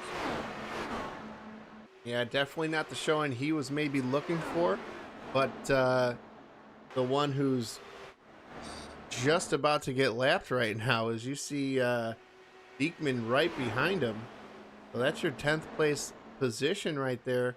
We'll see what Diekman and Weatherford do to catch him, but they're going to be working their way up. After that, there's about an 8-second gap up to Fetty and Donahue. Those guys started in the caboose, got themselves an awesome a top 10 run going right now as we're coming to the halfway mark in this one. Yeah, the 5 car would love to stay on the lead lap if he could. Unfortunately, those leaders look pretty strong, and they're going to be catching them soon. And then you got Fetty and Donahue in front of them. Diekman took over the lead about 3 laps ago. Weatherford now about 0.7 of a second behind him. So Diekman not running off and hiding too much. Weatherford kind of keeping him in his sights, but it's not as close as it was where Diekman was 2-3 behind him. Now it's almost a second back to second place for Toby Weatherford. Yeah, he's slowly creeping away there. 0.3 of a lap, 0.3 of a second faster lap there for Diekman. So he's putting the pedal to the metal here as he's pulling out to a second lead right now. Guys are running down. They're just clicking off laps right now and lapping cars. So we're going to have less than 10 cars here on the lead lap. Like Christopher came down pit road. See what Jonathan Christopher's doing there as he's getting himself a stop. Guys coming around, maybe a short pit 20 laps or so on these tires. Diekman's got 18 on his. He's coming by to lap car down pit road there. Yeah, I gotta think Christopher might have had problems. Maybe might have bumped the wall or something like that, because it was way too early to pit. And like I said, now he's down 2 laps on the field. It's showing on the board, so we'll let that sort itself out. But yeah, if it's just in for a regular short pit, you're not gonna go more than a lap down on that. So yeah, maybe tough break for Jonathan Christopher. We'll see how that shakes out. Yeah, it looks like he's on there for a pretty extended amount of time, about 70 seconds on the pit stop. So making his way back out there now. But unfortunately for him, he's going to have to go a couple laps down as Teed right now, just trying to stay on the lead lap, maybe catching a yellow as they come around for lap 98. He's kind of pulling the 41 car ahead of him, keeping that gap at about a second between first and second. Diekman maybe just trying to keep as much fuel as he can or something and still keep up with that 27 car. He may be able to get the lead a little earlier in the run, which will pay very good dividends if they end up doing some rotations, pit stop rotations near the end of this one. Yeah, and I mean, he's already in the lead, so I mean, that's that's what you want to do. You want to be leading the race, so if he can just sit there and kind of get towed around and not have to worry about giving up the lead to Weatherford, really no use in passing him and start to burn up your stuff a little bit more. So yeah, maybe it's smart that he's gonna try to sit there and just try to draft along with them.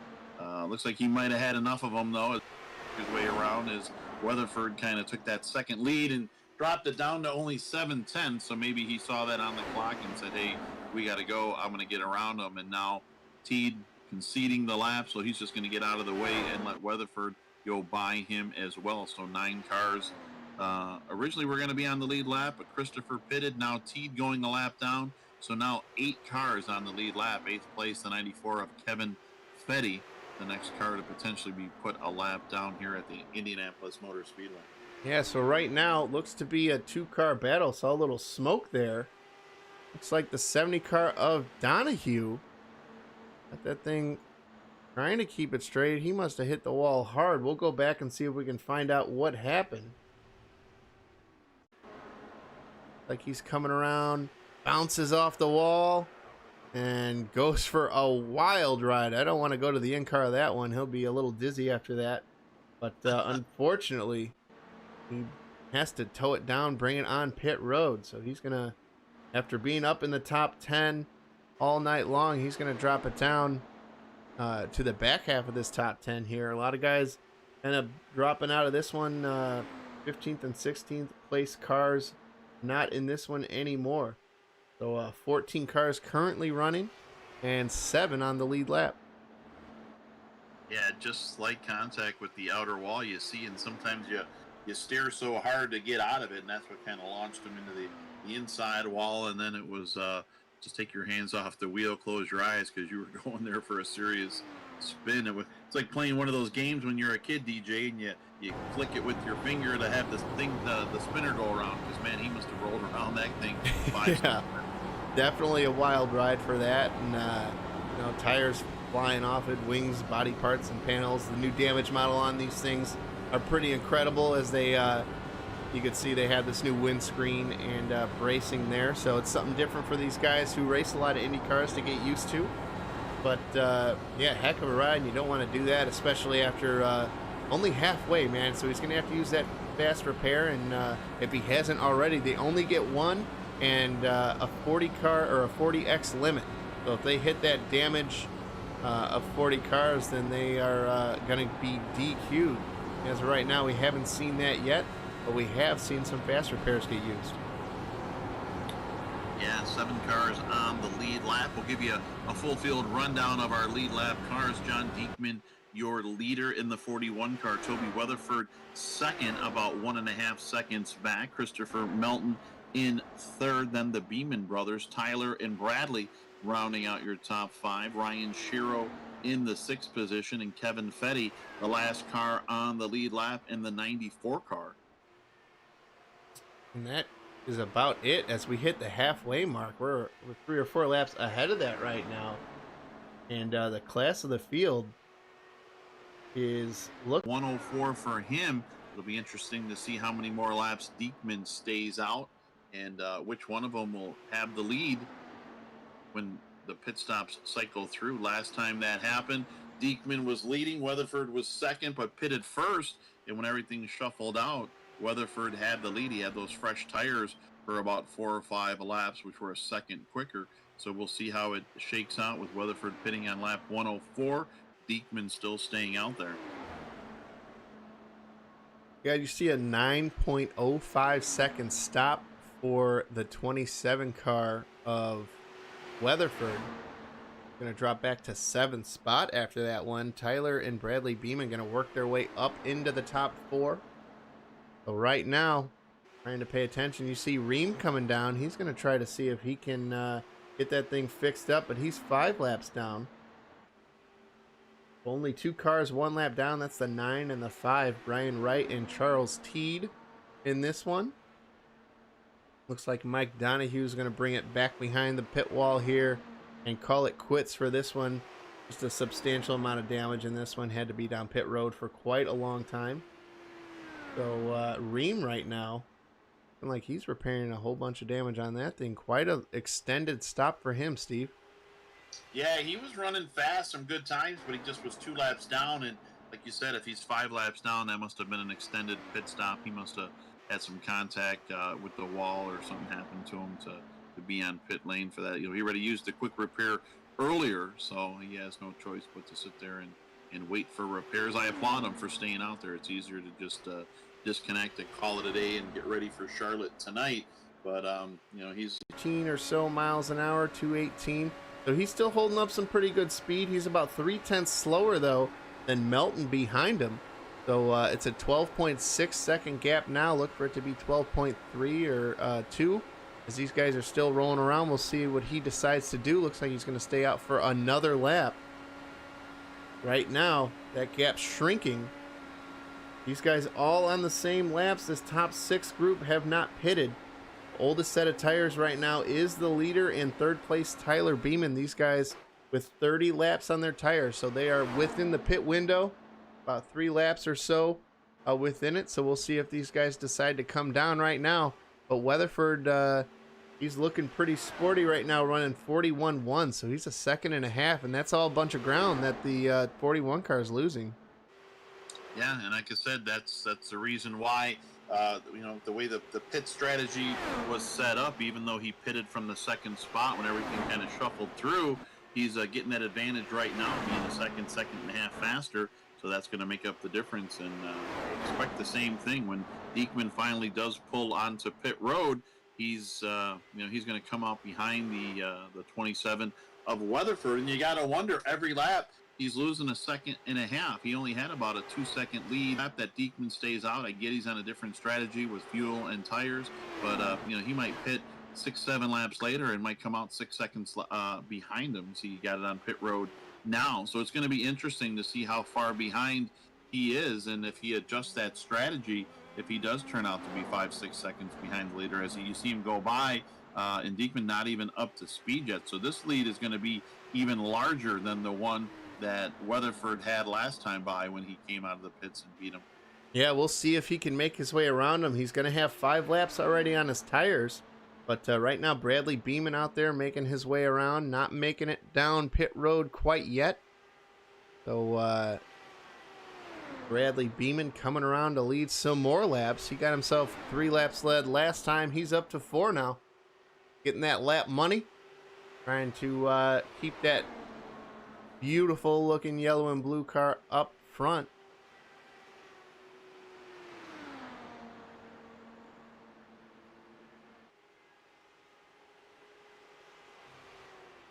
Thank you everybody for tuning in to the Driving DJ Network for this one, as we're 110 laps of 200 here for this one. These guys putting on a really good show here tonight. Enjoying this one. Make sure you follow on Facebook, subscribe on YouTube. We're going to be posting these videos up later tonight, so you can check these out in the future. Also going to be having the Coke 600 for these guys. Same group of cars here, about 15 to 20. We'll see if we get any more. It's Saturday and hard to get up early. There's a lot of these people working hard on their homes and at work, so it's definitely understandable that you may want to sleep in on a Saturday there, Steve. Yeah, absolutely. But like I said, when you can get up early, one good reason to do that is to watch the Indy 500 on the Drive-In DJ network. So get up early. Let's get Indy in the books. Maybe do a little family barbecuing, and then as our leader comes into the pits, and then you can watch the Coca-Cola 600 from Charlotte tonight. So Beeman gonna pit, Weatherford gonna be in the lead. It's gonna be interesting to see. He's about 3 seconds now in front of Diekman, and Diekman had about a 2-second lead before the pit stops all started. So by staying out later and giving Weatherford those fresh tires was about a 5-second difference. But then Diekman can also make it up later in the run because his tires will stay fresher longer. So some interesting kind of cat and mouse there between Weatherford and Diekman. You wondered if one of them would try to change up the strategy, and so far they both kind of stayed on the same strategy. Yeah, it's definitely going to be something to have to time. I mean, I don't know if Diekman really cares if Weatherford's able to get a lead earlier in the run. Right now, Diekman's 0.2 of a second faster. So as long as he doesn't get this lead when they're coming around to about 5 to go, they should be okay. So I can imagine in the next couple set of pit stops, maybe Diekman coming down either at the same time or like a lap after, so he doesn't lose too much time. But it's definitely something to think about for those guys. But right now, it's all Weatherford as he's leading, about to lead his 50th lap of the race. Well, and one thing you also got to take into consideration also, DJ, is you don't know if Weatherford's showing his hand right now. I mean, he's been strong. He's led, coming up on 50 laps. He's been first or shown everything that he has. And, giving Diekman that little false hope that he has the best car out there. So if Weatherford can pit early and then that last stop really pour it on and show his hand, and all of a sudden the 5-second lead that he has after pit stops maybe becomes 7, 8, 10, seconds. Maybe Diekman might have his hands full, but I agree with you. I think pit strategy is going to change up as this race gets longer into the day, to where when Weatherford pits, if we're in that final 20-lap window, I could see Diekman maybe pitting right around the same time, a lap later, so he doesn't lose all that time to the fresh tires. Absolutely, Steve. That's going to be, what we're thinking about. It looks like fuel is definitely going to be a restricting factor like we talked about earlier. But, I mean, the tires, these lap times, you're 1.5 seconds off. Right now, they're at 42 seconds, running mirrored lap times. So no time being gained right now for Diekman. So definitely something to consider, especially if he can't get up to the lead this time. I definitely would be coming down with that 27 car. You see 6 cars on the lead lap as Fetty has gone a lap down. A full rundown will bring this top 10 chart down. Yellow flag's gonna fly though, Steve. And there you see it. Jonathan Christopher going around.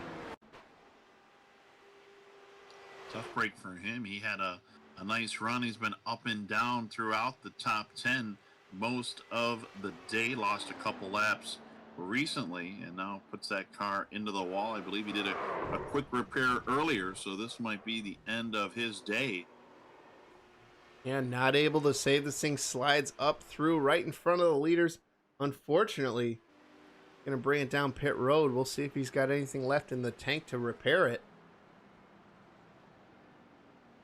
So DJ, 6 cars on the lead lap. These guys don't have a lot of laps on tires, but do they want to come in now and stock up on fuel? I mean, definitely you can see the guys further back in the field, they pitted even later than our leaders. So, only a handful of laps and fuel being, consumed for them. It'd be interesting to see if these guys come down, and if one of them does, it'd be interesting to see if everybody kind of does follow the leader stuff.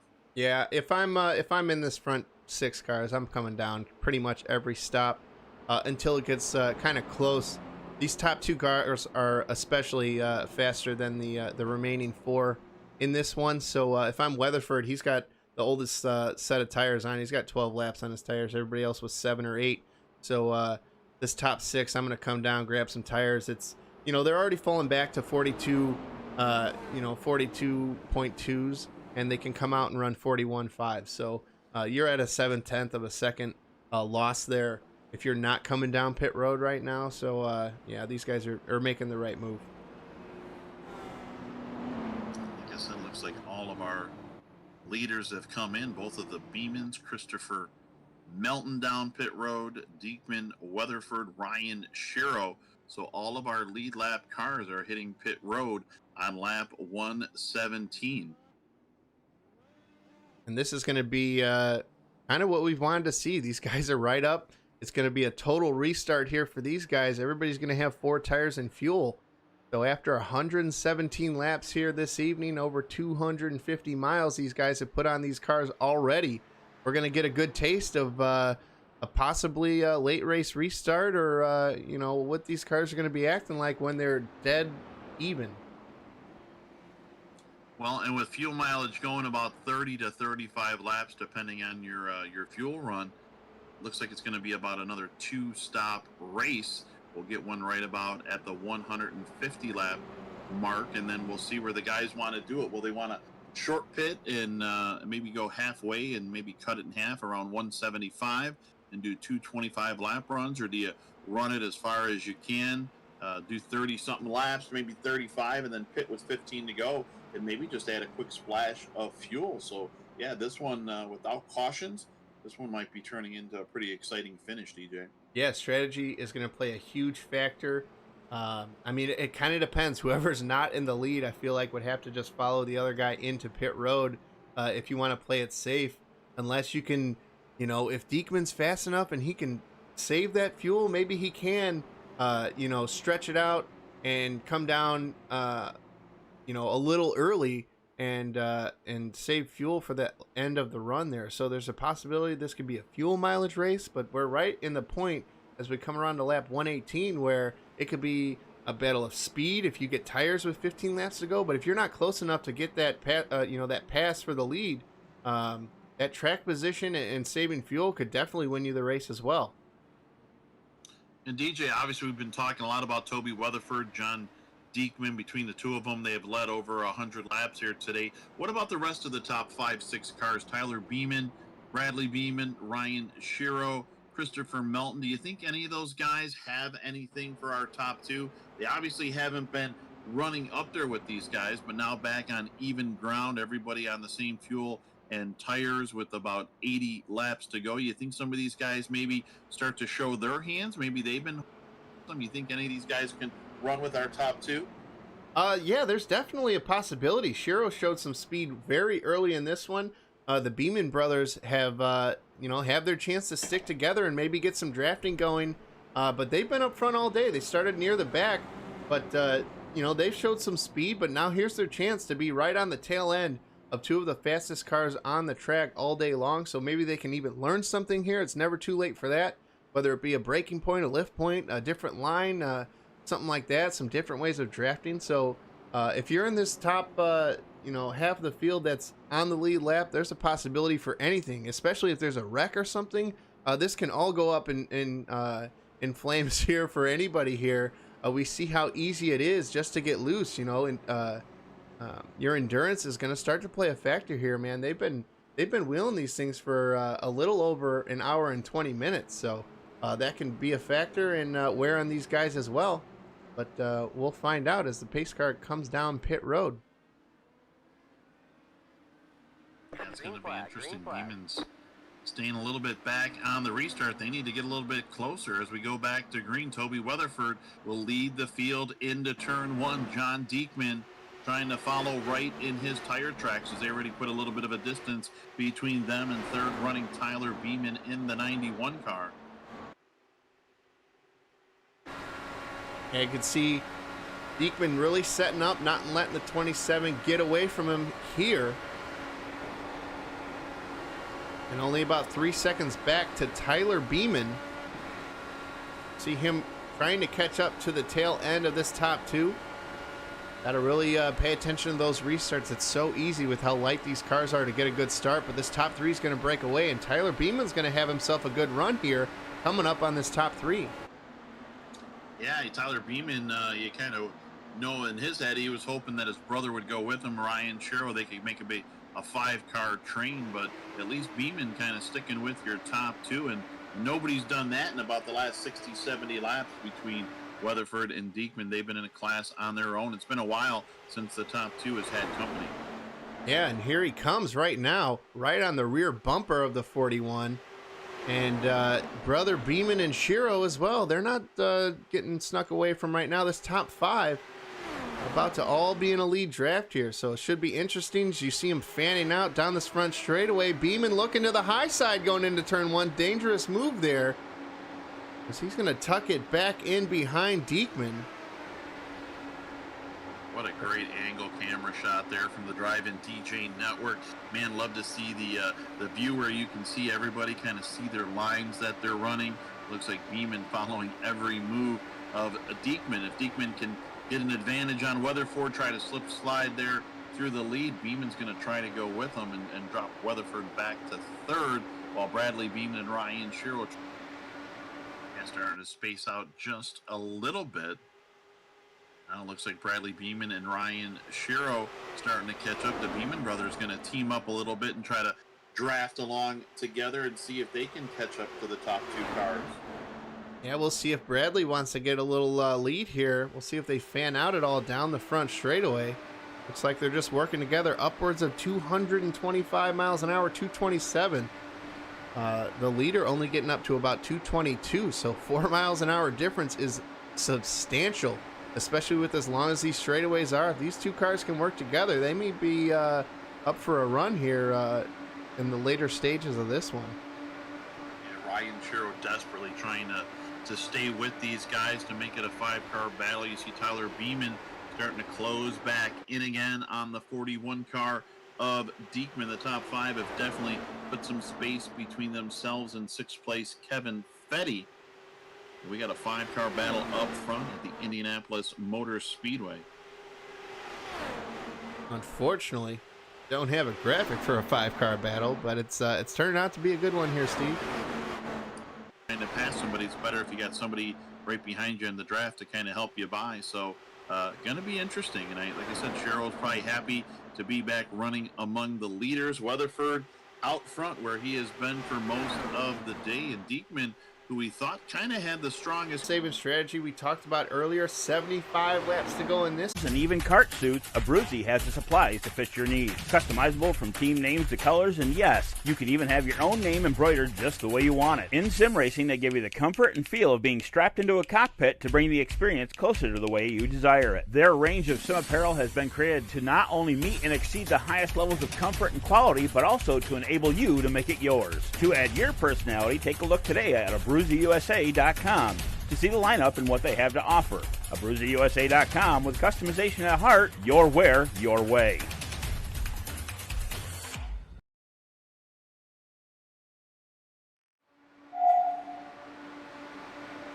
Back from our intermission break, and you see not much has changed up front. Weatherford, your leader, a little bit of a distance back to him, about 0.2 of a second to John Diekman. Tyler Beeman, Bradley Beeman, the Beeman brothers teaming up there in the 3rd and 4th spot.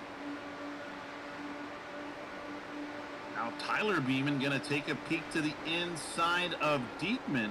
It's been a while since Diekman has been passed on the racetrack. The only passing of him has been on the pit road action side of things when Weatherford would gain the lead that way, but Diekman defended that move. But Tyler Beeman looking racy in that 91.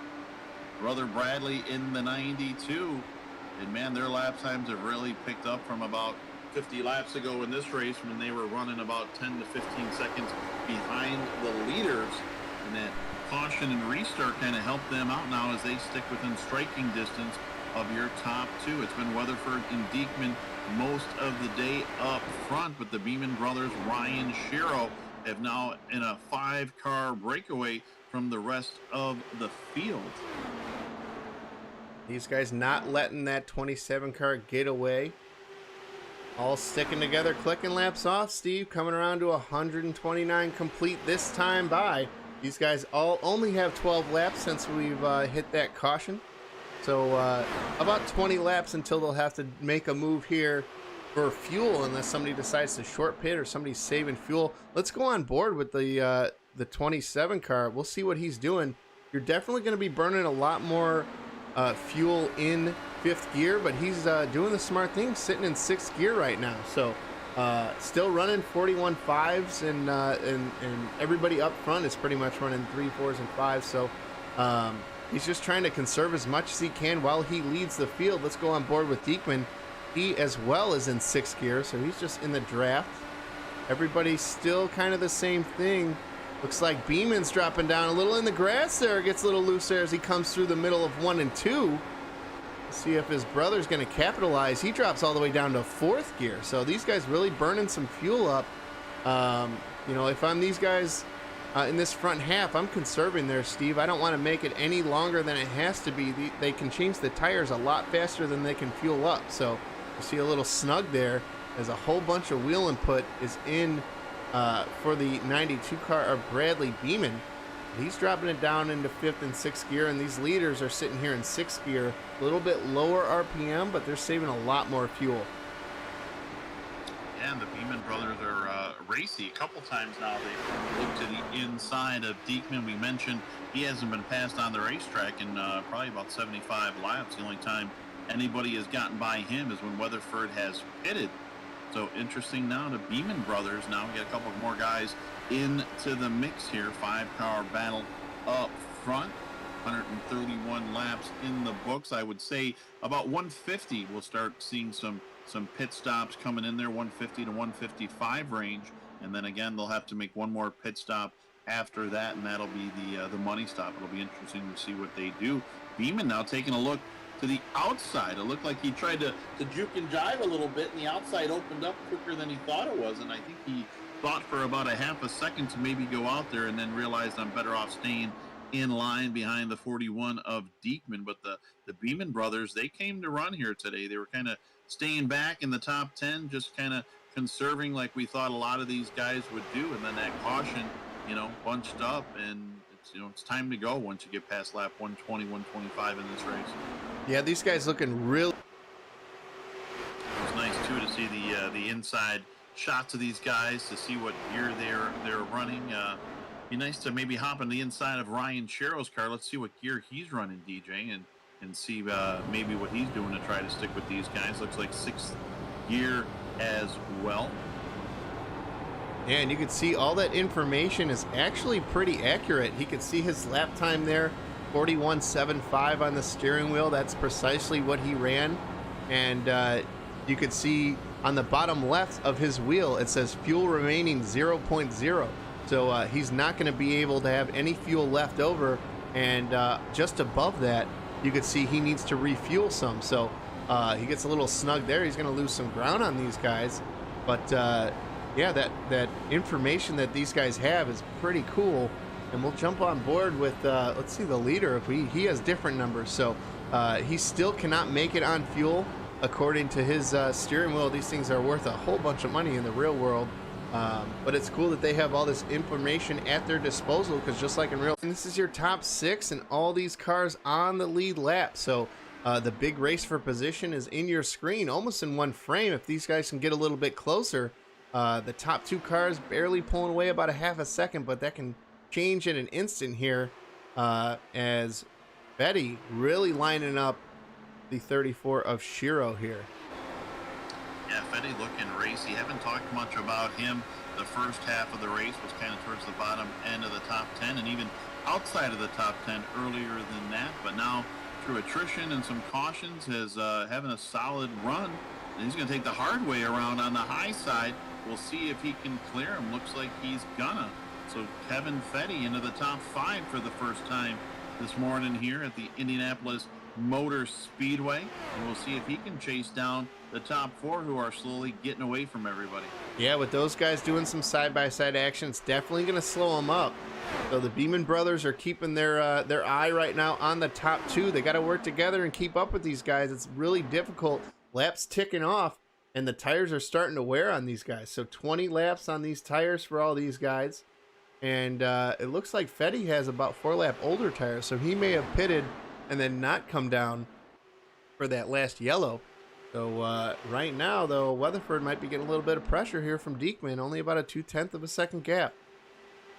Yeah, and that's the closest it's been since we came back to green. He was about, almost a second behind him.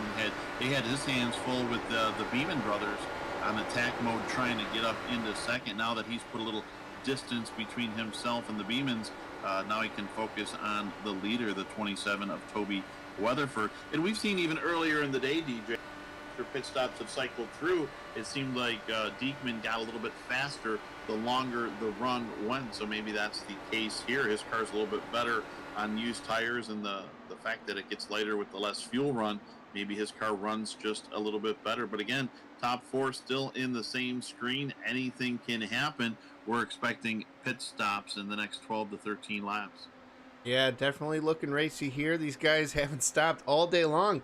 We were kind of questioning it. We had some more aggressive moves being made there at the early runs of that, but with Clark kind of wrecking out on this one, he's still 2 laps down in 9th, making his way around. We still have 12 cars or 10 cars running in this one. So Martino's out here. He's making some laps still. He's 8 laps down in this one, still flicking laps off. And then you see Clark, who was up front most of the evening. He started up front, and he was in that top 5.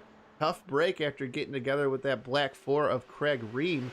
Those two guys unfortunately got involved in a little bit of a wreck, but only 1 lap down is the 9 of Brian Wright, as well as the 5 of Charles Teed. So those two guys on the outside looking in, they're just hitting the stripe now as Weatherford's coming around, and it looks like he may be making his way down the back straightaway. So those guys are about a lap and a half down, but this top 5's fanning out a little bit now, 0.4 of a second from first to second and second to third. So we'll see if anybody can make some moves there. And Fetty trying to keep up with these guys as well. But Shiro looks like he may have dropped off a little bit. He's not even in the same zip code as Fetty is anymore. Yeah, he may be just on a different strategy. I think he doesn't have enough to contend for the win with the way the cars are right now. So maybe he's going to go into fuel conservation mode and see if he can maybe do a little magic towards the end of this with maybe pitting for fuel at the end. It's going to be interesting to see what your leaders do when it comes time to pit. Now, Weatherford, he's been coming in about 3-4 laps sooner than everybody else, and the Beemans staying out a little bit later even than Diekman, who would go in after Weatherford. So now that they're all running together, it'll be interesting to see Weatherford leading the field, and he's the one that pits early. It'll be interesting if he pits early to see if everybody goes with him, or if Diekman and the Beeman brothers kind of just stay out there and try to see how much distance they can put between them. Yeah, going to be interesting for sure. Laps are ticking off. We're about to hit that 3/4 mark on this one, and it looks like it may have to be 2 stops. So like you said earlier, it's going to be a very big factor as far as how they break up those 2 stops and see how much they can save. But if I'm in this back half, if I'm Fetty or any of the Beemans, I'm going to try to come in at the same stage that the leaders do as well. Try to get myself not behind, because as soon as these guys come out, they're running 42-second lap times right now. They're a half a second faster when they get those new tires on. So any ground being lost, the short pit is pretty much the way to go. You can gain so much more speed so much faster, but if you don't have the fuel to stretch it out, then that's where you're going to run into trouble. Well, and let me play devil's advocate there, DJ. If the Beeman brothers don't have anything for these guys right now, and this is what they have, and they can't get any further than 3rd place, do they maybe go the opposite way? Do they kind of stay out, try to go as far as they can on a run, and when everybody else is pitting on around lap 180, you can stretch it, to 190, come in, maybe a 3-second pit stop, but you got to figure out the gains, and the pluses, the losses. Diekman, Weatherford, if they come out with fresh tires, they're going to be faster. They're going to chop into that little advantage that you're trying to build in. But then if you pit later, you're going to have the advantage at the tail end of the run as you have new tires. So lots of strategy going to play out in this one. Definitely going to be a 2 pit stop race here from here on out. We're going to see pit stops probably about 6, 7, 8 laps from now. And then it's just going to be your preference on where you want to stop later in the race. Absolutely, Steve. It's going to be tricky here. We have about 27 laps on the tires for these guys. We'll see who decides to do what. As of right now, nobody making their way down pit road. Weatherford clicking another lap off. Somebody's coming down pit road. Looks like Fetty. Fetty kind of taking the gamble here. He's going to short pit and see if he can add up some time with the fresh tires. Nothing to lose. Fetty outside of the top 10 early, and then the tail end of the top 10 for most of this race. Worked his way up to 5th. And like I said, we're going to see how the strategy plays out. Let's see, get some new tires on that car and see if he can start gaining stuff while all these guys are leaning it out and maybe trying to save some tires and fuel to make a shorter stop at the end. Fetty maybe going to go the opposite and going to go full rich and with fresh tires. Yeah, we'll see how much time he can gain. Nobody else making their way down pit road.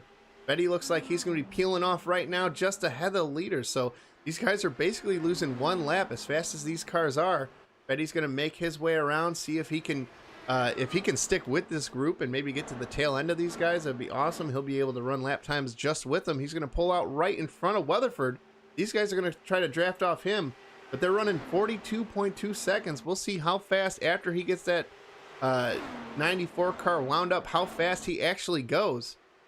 Right now, he's hasn't gone a lap down. He's about 41 seconds back. But looks like your leaders are going to make their way in. Everybody playing follow the leader. Let's see what happens. Weatherford in. Looked like Diekman turned in with him. Thought about it, but didn't go in. So just Weatherford. Going to turn in. And again, now it looks like it's going to go back to the way it was with Weatherford pitting about 3 laps sooner on lap 147. Be interesting to keep our eye on now what Beeman and Diekman does with their pit stop. So 147, mark that down in your mental history block there, DJ, and see what happens. Yeah, right now Fetty coming around for one of his first laps. We'll see how fast he can tick it off as he's going to come by and hit the stripe. The leader right now running a 42.2, 41.4 for the lap, coming straight out of the pits for those guys. So a substantial amount of time being lost or gained for these guys. If I'm Diekman, I'm coming down right now. We're on lap 31 for these top 3 cars. The Beeman brothers and Diekman, all these guys have yet to pit. Weatherford, he's already back out after taking some tires, so he's going to be on his first lap. Like we said earlier, Steve, any time lost right now is going to be hurting these guys up in this top 3. Yeah, it's a balance of how much time you're going to lose on tires versus how much time you're going to lose on a pit stash of gas to go. So it'll be interesting to see how it plays out. With Weatherford pitting on lap 147, you'd have to think he's going to have to come in at the very latest on lap 180, and we'll see how these guys can go. You don't think the Beemans and Diekman can go with just one more stop? I think that may be what they're trying to do there, Steve. I mean, that's definitely a possibility. How many laps does Diekman have on his tires? Let's try to maybe figure out some math here. If you got a chance this top 3 has 32 laps on their tires. Yeah, I don't. Even if they go to 40, then that's only going to put you not even to lap 160, and he's pitting as we speak. So definitely they're all going to have to pit one more time, and the Beemans come in at the same time as Diekman. So here we go. We're going to see where these guys shuffle out when it comes into Toby Weatherford in the 27. He made his way around. Might have come out ahead of Fetty, but Fetty's sitting here pretty. He's going to be in this top 2. Yeah, it should shake out to where Diekman and Beemans might come out right in between these guys, and they'll basically be running where they were before the pit stop strategy all started. Here they all coming down pit road. Weatherford is going to go around them and definitely going to stretch his lead while he's at full speed, and these guys are just going through the access road. Fetty, it's going to be interesting to see if he gains some spots. He's coming around. It looks like he's going to be at full speed. Yeah, Fetty definitely passed the Beeman brothers, so it was a good move for him to pass them all the way up to 3rd. After starting 15th, a heck of a run right now for Kevin Fetty. Yeah, it's going to be interesting to see where everybody shakes out when we cross the line next time by. It should be Weatherford, I believe, Diekman, and then Fetty. So Fetty would be the big winner in that one. Yeah, that's that short pit strategy. He's going to try to keep this thing out here and, I mean, maybe make that one more stop. Right now, 6 laps on his tires, 4 on the 27 car, and only 1 on the 41 car of Diekman. Right now, the leader, Weatherford, running a 41.37, and Fetty at a 41.7, so he's 4/10 off, and we'll see how fast the 41 car is as they come around for his first lap on that new set of tires. You see not much of a difference. Weatherford had about a 2.5 second lead before the pit stops. Now it's up to 3.3. But Diekman always seems to run pretty good right after the pit stop. So we'll see if he can kind of reel him in and kind of stabilize that lead. Kevin Fetty, the big winner, gaining on Tyler and Bradley Beeman. Now those guys who were 4 seconds back, now 6 and 7 seconds back respectively. So yeah, they were the losers in this pit stop cycle, dropping a couple of spots, and it's going to be interesting to see if they can work their way back up. And we pretty much know when pit stops are going to be. If we look at Weatherford, what he's done around 177 to lap 180, he should be in. So yeah, one more pit stop, and it's going to be interesting to see what happens. Yeah, if I'm these guys, the best thing that I could possibly think of to make this happen, if I'm in the back, 4th, 5th, and 6th, I'm going to try to short pit and stretch this thing out. You'll be faster than these guys, especially if you can be out there for 4 or 5 laps. If you guys run out of time, there's only 47 laps to go. So we're going to hit that window. And then if you can come out and short pit, if you're in the back half, that may be their best chance to keep out there. So as big of a lead as these guys are getting, when Weatherford, Diekman, and Fetty, these guys start to slow up, if you're in the back half of this group, if they short pit, they're going to run out of time to not be able to catch up right now. So the lead, looking at 3.1 seconds, 2/10 of a lap faster, is the 41 car than the 27. But, if you're in the back half, we hit about lap 170, 175. It may be an option to come down and be faster. If you could be a half a second faster a lap and get that jump, you may be able to stay in front if they can't catch you, because they're just going to run out of laps. Well, it seems to be about 33 laps is the fuel window, so you could pit on 167 and make it to the tail end. So maybe Fetty comes in about another 13 laps, which would definitely be early and change the pit window. But yeah, it's going to be interesting. It would be interesting, DJ. I'm over here sitting here thinking, man, if we had a caution in about 5 laps, everybody would hit pit road, and boy, would that be interesting, because you wouldn't have enough time to go all the way to the tail end of the race. So there'd be all kinds of pit strategies in those last 10 laps of the race when everybody has to pit. But not a lot of cars on the racetrack, probably not a possibility for a caution. But regardless, we got a barn burner shaping up here as Diekman starting to shrink down that lead. Yeah, he's 3/10 of a faster that time by, running a 41.4. And that's just 3 laps newer tires. Clicking off another lap for Weatherford there. He runs a 41.7, so still a 41.5 for the 41 car. But yeah, 4 laps, that's 2/10. It's something to think about. Fetty being really aggressive there with his move. He's got 11 laps on his tires. He's running 41.7, so he's running the same times as the leaders with 2 lap older tires. So we'll see if he can kind of make something shake up. If anybody, I'm looking at that 94 car to maybe short pit and try to make it the rest of the way here as we click off some laps, maybe around that 167, 170 mark, about 6 laps early. That's going to be, 6 laps times a half a second, all that stuff. Could be 3 seconds ahead by the time these guys pit at lap 178. Yeah, and Fetty, his time is stabilizing. The Beeman brothers are not catching them up, and Diekman and Weatherford not pulling that much farther away. This is about how far back he was before the pit stop started. So speed-wise, he's about even with Weatherford and Diekman. He gained some time, obviously pitting early to get past the Beeman brothers. If he does it again, does that give him even more track space to maybe get ahead of Diekman and battle it out with Weatherford? And definitely something to keep in mind. You'll see here's the gap right now from first to second. Pretty large one, but it's shrinking. 2.2 seconds, still faster, about 3/10 a lap.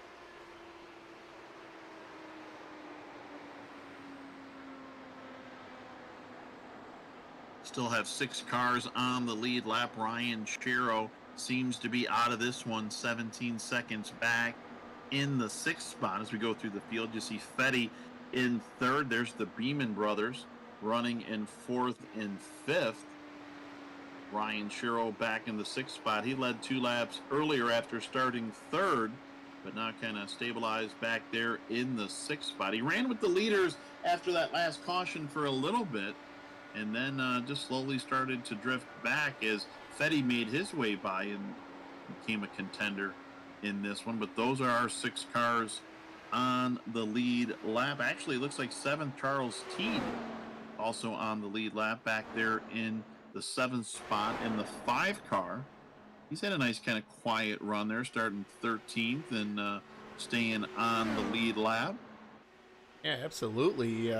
He wasn't up there for the longest time, and made his way up into this top 7 during that ordeal. Still 25 laps on his tires, so he still has yet to pit. It's probably how he got that lap back, maybe hoping for a caution, and he'd be in good standings with these guys. So he'll probably be coming down pit road in about 5 or 6 laps.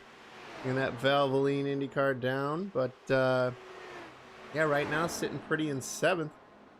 And 2 laps onto the guy behind him there, Brian Wright, in the 9th. So he's just ahead of him in that top 10. These guys all out here.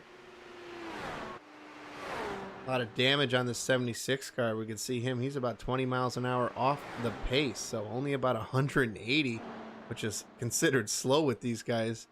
Like he's going to pull down, and Shero's going to try to draft him, but these guys up front up to 220 miles an hour, so 40 miles slower there, Steve. Man, you notice that. That's like doing 15 on the expressway over here. Yeah.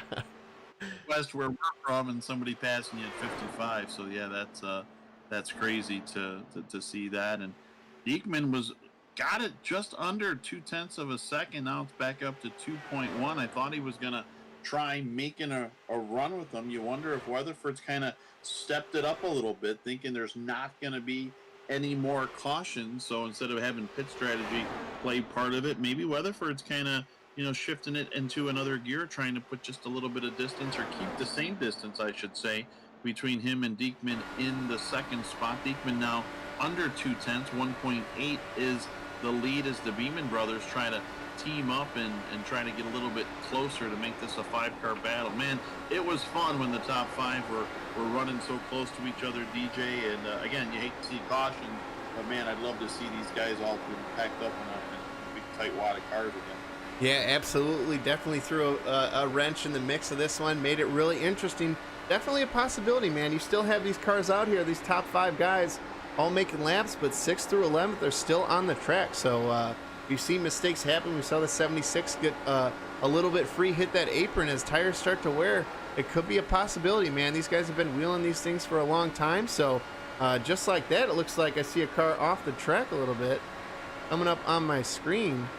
Not sure what happened to Charles Teed, but it showed him getting a little damage point there. So we'll jump back and see if we see what happens. I don't know what he was doing down there.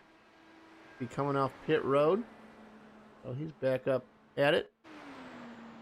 Gonna be yeah, that was the car we were talking about pitting. So he loses that lap, coming back around, but 0.2 of a second faster there. That leads a shrinking there, Steve. 1.4 seconds as we come around to lap 164. 17 laps on the tires of the 27, 14 on the 41, and 18 laps on the 94. And you wonder if Diekman would like to try to get up there and get himself in the lead, and maybe he could dictate when everybody starts to pit. If he's running 2nd and he wants to follow the same strategy, he's going to have to pit whenever Weatherford pits, if that's what he's going to choose to do. But if you're out front, maybe you dictate the pace. Then maybe you get to decide, I'm going to run 2 extra laps and see if everybody goes with me or not. At this point, it might be it's one of 2 things. It's either going to be follow the leader, or these guys, maybe, Fetty, he made short pit, Beeman, they're both of those guys have kind of stayed about the same pace away. Maybe they're in fuel conservation mode. Maybe they're just kind of hanging back there. They don't want to have to pit with 20 to go. Maybe they're going to try to stretch it as far as they can, and maybe pit with 5 laps to go, just for a quick splash of gas. So you don't really know. They're in a poker game. You just don't know what cards that they're holding right now, DJ. Absolutely. It's a high-speed chess match, as we like to call it. But coming around to that pit window, if these guys go any longer, if I'm Diekman, the one thing I want to do, there's definitely a possibility if a caution comes out, strategy all goes out the window at this point. We're kind of within the window. We're going to stretch it the whole way.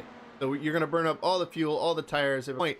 But I want to come down, if I'm Diekman, a lap before or more. If I, at this point, as soon as we hit that window, we're only 19 laps into there for the 27. He was at a 42.7, 42.1 for the 41 car. So he's still flying around here. Everybody else is kind of at 42 seconds. So 0.3 of a lap, he's gaining on them.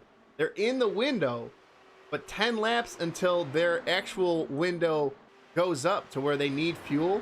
I'm coming down and I'm going to be a second faster for 3 or 4 laps, and that's going to be really hard to come back, especially as the laps wind down. We're within the range now, about 10 laps away from when they have to come in, but now they have this choice, this window, to decide whether they want to come in to try to gain some track position with a new set of tires. But side by side, Diekman using the lap car as a pick. He's going to go for the lead here, Steve. Yeah, and I was just going to say, these guys, the class of the field, the last 100 laps, there's been a couple of lead changes, but none of them on the track. It's been due to pit stops. This is the first one that we've seen in quite a while. You mentioned their window. They're within the window, DJ. 168 on the board, 32 laps to go. We've seen these cars do 33 and 34 laps, so they could pit at any point, and you got to wonder, is it better to be out front? Yeah, you can catch up to the guy in the lead. Here it looks like, is that Fetty maybe coming into the pits? I didn't see who that was going into the pits, but you could see, Michael Martino. Like I said, these guys haven't really made a lot of passes on the track, so, Diekman could use the same strategy he has been and give Weatherford the lead back on the pit stop, but then not only do you have to catch back up to him, you have to pass him, and we haven't seen a lot of passes for the lead with the exception of right there, so it's going to be interesting to see who pits first. If Weatherford goes early, is Diekman going to come next time by? The Beeman brothers, they've gained a little bit too. They were 7 seconds back. Now they're both in the 5-second range. Fetty pitted early last time. Is he going to short pit again? Business is picking up here with the ERA Racing League at the Indianapolis Motor Speedway. Yeah, if I'm Diekman, I'm coming down. He already proved he's the fastest car on the on the track. He pulled a 1.3 second lead. If he comes down, the worst that happens is a caution comes out, and he won't even go a lap down. He's the fastest car on the track. He's got a huge lead right now, so he's not even going to lose a lap. He's going to come out with fresh tires, and if a caution does come out late, he won't have to pit, but he can. So any time down, it's currently 1.3. We'll see if Weatherford comes down, but if you pit now within these last 30 laps, you're going to be faster for however long the other car doesn't pit. So we saw, Weatherford at an advantage. He came down first, and Diekman stayed out those 3 laps. Well, that was a half a second every lap. So he came out after Diekman finally pitted. He was a second and a half behind, even after taking the lead. So the tides have turned basically. And if the 41 can come down and pit and be faster longer than the 27, he may not even have a chance to get to his rear bumper. As we come down, we have 30 laps to go. Yeah, I think the way it balanced out last time was Diekman was in second. And, again, he lost it with the fresh tires on Weatherford. Well, now if Diekman's in the lead and he gives up a second and a half, well, his lead is over a second and a half right now. So if they decide to do the same pit strategy, Diekman, instead of coming out in second, may come out back in first. 177, I believe, was going to be the window for Weatherford to pit, which would have kind of kept him in check with what he was doing, and with 171 on the board within about 5 to 6 laps, we're going to see what Weatherford's going to do. Anything before that would be considered short pitting for him. And Fetty, who short pitted, kept about the same distance. He's been about 4.5 seconds behind the leaders. I think if Fetty has a chance to do anything here today, it's going to have to be through short pitting. So we're going to keep an eye on him. You would expect Fetty or Weatherford to be the first cars down pit road. Absolutely. I'm coming down pit road if I'm Fetty. We're within the window. If we keep it green and he can get out there and gain some time, he's 4.8 seconds back, but he'll be right up there, you know, a half a second ahead. So he'll be gaining a whole bunch of time. And if anything, he'll come out even by the time these guys come out.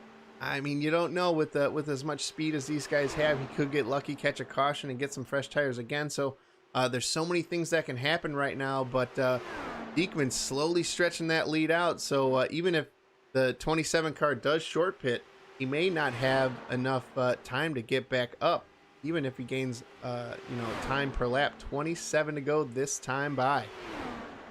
Tell you what, DJ, forget being a broadcaster, announcer, whatever you want to call us. This is, I feel like we're a head coach, we're a crew chief, we're up on the pit box trying to figure it out, but instead of figuring it out for our driver, we're figuring out for everybody. Weatherford's going to kind of go into conserve mode and put a little bit later. Looks like somebody's pitting Jonathan Christopher, so he's not in the mix in the top 5. It is Fetty. Oh, yep. Fetty did get, well, we called that one. Fetty short pitted before, and now he's going to do it again. To see how this plays out. Is he going to take on fuel and tires? Is he just going to take on fuel? You would think with 26 laps to go, he'd have to grab tires. Oh, slips through his pit stall, though. That's going to cost him. That is going to hurt. That's the one time you don't want to do that on the last pit stop of the Indianapolis 500. Going to be about a second slower stop, and that hurts you, man, when you're out there. We'll see. The only thing that's going to benefit Fetty now is, the leaders staying out. The longer the leaders stay out, the more time that 94 car is going to gain. But we see the 27 car making his way down. So with a huge gap put on him by Diekman, he's still staying out there. Only 26 laps on his tires. So here we go. Here comes all that mix. 25 laps to go. Weatherford comes down nice and clean. Car goes up on jacks. Drop down. We'll see how fast of a stop. He's been pretty quick on pit road all night long. 9.38. It's about a second and a half faster than Fetty was this time. And here comes your leader. So just like that, as long as no penalties or anything happens, the Beeman boys are coming down as well. Weatherford pulling off pit road and inheriting the lead. I believe next time by, as he is a lap down, he'll be coming out right with the leaders. So we'll see what happens in this one. And there was your mix right there, Steve. They're going to have plenty of fuel left on this one. So if a caution flies, we may see these guys take tires one more time for a reset. But if not, we'll see how this strategy works out for all these guys. Yeah, it kind of played out how we thought. Weatherford a little bit early pit. Diekman not going to give up the advantage again, giving him the new tires, so he pitted the next time by. I expect Diekman to be the leader when all of this stuff shuffles out. We should see. And I don't even see Weatherford. He was about 3 seconds back, pitted a lap before Diekman, so he's running that lead down right now. 3.5 seconds, 3.4 as the 41 car gets up to speed. That's your gap right now, Steve. And I think Diekman is right where he wants to be. The Beeman brothers still glued together. Fetty behind him.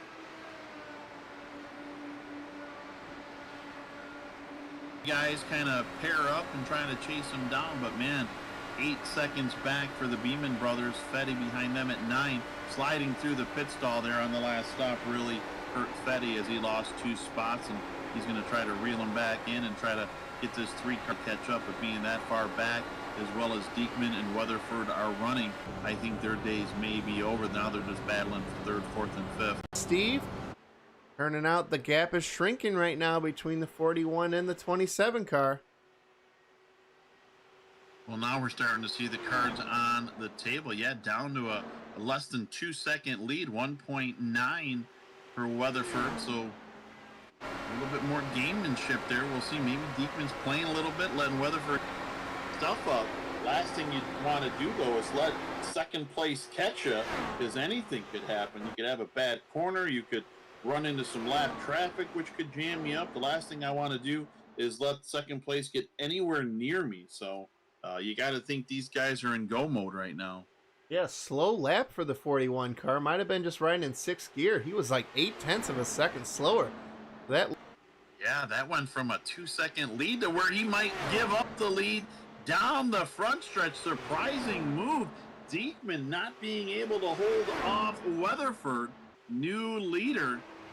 and I'm thinking this may be strategy, Steve. I don't know. He might be trying to conserve fuel. I don't know why you would. They're definitely going. I mean, they got tires, so they should have got a full fuel load in the car when they pitted. There's not going to be a possibility of running out of gas. So I don't know. We're just we're like all the fans at home watching on the DJ Network. We're just going to sit here and see how it kind of plays out. Yeah, I'm not sure what's going on right now, but he's going to pull out to about a 0.3 of a second lead. Not going to let him get away quite yet, but we've seen it happen time and time again where Weatherford kind of takes off and then Diekman works his way back around him. That could be something that maybe Diekman's just trying to save his stuff. He does have plenty of time. He's only a 0.5 second back, so this is going to be your race for the win right here. As long as everybody keeps those, wings and tires on the car here. He's not letting them go. Maybe just letting that 27 car burn his stuff up. He pulled out to a huge lead, but you can definitely tell that, think that the 27 is going to be way more aggressive as far as blocking and things go, which could put this right into the hands of the Beeman brothers. So a lot of things that can happen here. 18 laps to go this time by, and it's shaping up to be a good Indy 500 for this ERA Racing League. And you said it right there, DJ. I mean, it's going to be hard to pass for the lead. I can't imagine Diekman's just going to let somebody else go and take the lead for the biggest race, of the year, the Indy 500. I'm just going to let him go. I'll catch back up to him, and I'll just mosey on by him and take the lead. Weatherford is going to make that car about 5 car lengths wide if Diekman comes up and tries to make the pass. So, yeah, 20 laps to go or less in the Indy 500. I want to be out front. I'm not letting anybody by, so it was surprising to see Diekman let him go by so easily, but he's staying with him.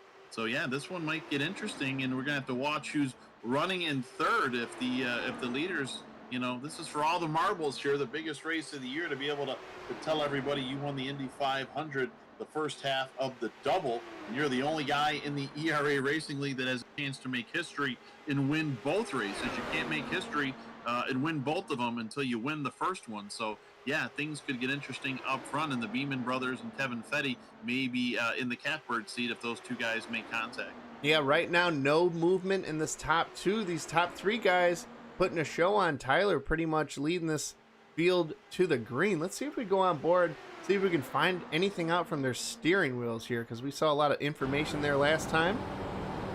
Looking like it's going to be a tight one there. Let's see if I can... They should be good as far as their windows are concerned. About 22 laps or so of fuel is what they should have left, so plenty of space left for those guys. See if we can find anything out. Weatherford just barely ahead. We can go on board with Diekman here. He's going to come down pit road for a short pit here? What's going on here, Steve?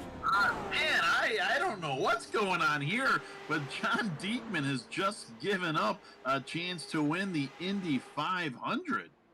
Wow, not sure what is going on here. Yeah, very strange set of circumstances here. He's going to give up his top 2 run. Maybe, I don't know if he should have gas. I don't know if he maybe skipped putting fuel in the car. Not sure what happened. Yeah, if so, what a heartbreaker, man. You saw him running right with Toby Weatherford, so he didn't have damage that needed to be fixed. He was right there on the rear of Weatherford. Yeah, this is perplexing to say the least. I wish we had pit reporters down there so we could talk to them. But, yeah, now, sadly, an uneventful finish maybe in the books because nobody to mix it up with Weatherford. And now Beeman and Fetty are just running back there. Now that's going to probably be the best battle on the track to see who finishes second. But man, what a disappointing end of this race when you thought it was going to be a 2-car battle, wondering about strategy, track position. Are they going to get together with a couple laps to go? and Diekman had to make an additional pit stop. Yeah, I have to wonder if he came in and again, you know better than I do the way you pit and what you can add and what you can't, and maybe you hit a button or something. And I mean, could he have came in and hit tires and forgot to hit the fuel button, DJ? It resets it every time you come off pit road, so it should have been checked. The only thing I mean, you can change, but I think it resets every time too, is the amount of fuel that goes in. So I'm kind of confused as far as what happened. I definitely didn't expect that to happen, you know, for any reason. I don't think he should have came down at all, unless we're under caution here. But right now, I mean, everybody's kind of running mirrored times up here. These top 4 cars, so no time being lost or gained. A substantial lead right now for the 27 car of Toby Weatherford. So confused as to what happened with Diekman. So he's out here on the lead lap still, but he's only 12 seconds from getting lapped from his counterpart that he's been racing with all race long in Toby Weatherford. So right now, your laps are winding down. 12 laps to go. Weatherford leading over half the race in this one, Steve. Yeah, 108 laps led, and man, the crew probably came on the radio right as Diekman was catching up to him, saying, hey, he's pitting for some reason, and you got about an almost 5-second lead with guys that really haven't shown that they can run kind of in the top 2. So even on a restart, you'd have to wonder if a caution came out, could Beeman and Fetty actually even run with Weatherford? And Diekman, if he restarted in 5th, you know, he's going to have to pass 3 pretty tough cars just to be able to get up there and run with Weatherford. It's not often, DJ, I'm you know, announcing a race where I get disappointed in the booth, but man, that was really shaping up to be a good race for the fans and everybody else. And now, you know, kind of not to take nothing away from Toby Weatherford, he earned it, leading over 100 laps here today, playing some strategy in the pit stops, going head to head with John Diekman, and now this one looks like it's just going to be kind of a ho-hum type finish here. Yeah, not sure what the deal was as well. And, you know, I as well, you know, he led 100 laps. Diekman only led 65, but man, he sure looked dominant towards the end of those green flag runs as we did our pit rotations and cycled through the field. He was the one to beat, man. When you had 20, 25 laps on your tires, you know, flew by Weatherford. So not sure what the game plan was there for him, but just maybe ran out of fuel or something. So definitely a strange deal. But at the same time, maybe he did something that we don't know about. So, you know, I mean, I'll look on board here and see if I can find anything out. But based on the fuel he has, you know. And you don't want to beat him up too much. I mean, he's probably beating himself up. It just, you know, the strategy through the first 160 laps of the race was perfect. You know, after the pit stops, it seems like he just kind of gave up the lead and let Weatherford have it. That was kind of the first head scratcher to where we wondered what was happening. But even then, I still thought if I had to lay money down, my money was going to be on the 41 car. I still thought he had enough to be able to get around the 27 of Toby Weatherford. And then to pit after, you know, maybe 10 laps of the initial doubleheader here. It'll be interesting to hear kind of what happened. Absolutely. We actually have these guys radio channels, so we'll be able to bring in a couple of these guys. I know John's in here, Toby's in here, and it looks like Fetty, our whole top 5, all these guys, so we may be able to get a chance to speak to all of them. You know, that first, you know, 5th place spot, we'll try to get a word in with Diekman as we only have 8 laps to go. As long as nothing happens here, this may be the finishing order, depending on what the Beeman brothers decide to do. Bradley's been following Tyler this whole race, so we'll see if he decides to make a move here. But time's a ticking to try to get that top 2 spot. You never know what can happen with these guys. Hopefully no family feuds or anything, and they can keep these things pointed in the right direction. Yeah, Kevin Fetty would be fine with that if there's a family feud, because not only would it move him up to 2nd place, caution would come out and he'd be able to get a restart with a chance to win this thing behind Toby Weatherford. 7 laps to go. You see on the Drive and DJ Network leaderboard, only 3 cautions, DJ. Pleasantly surprised with that. A couple of them early on, some kind of ticky-tacky type cautions. But after that, a lot of green flag runs, man. I wish you as much luck tonight in the Charlotte 600 that it's as clean as this race has been here today this morning. Yeah, sometimes you get lucky with a race like that. And the cool thing about it, even though there was only 3 cautions, there was racing all over the track. So these guys, the drafting really comes into play and keeps it interesting. But right now, the gap is at 3.9 seconds, 6 laps to go for Weatherford.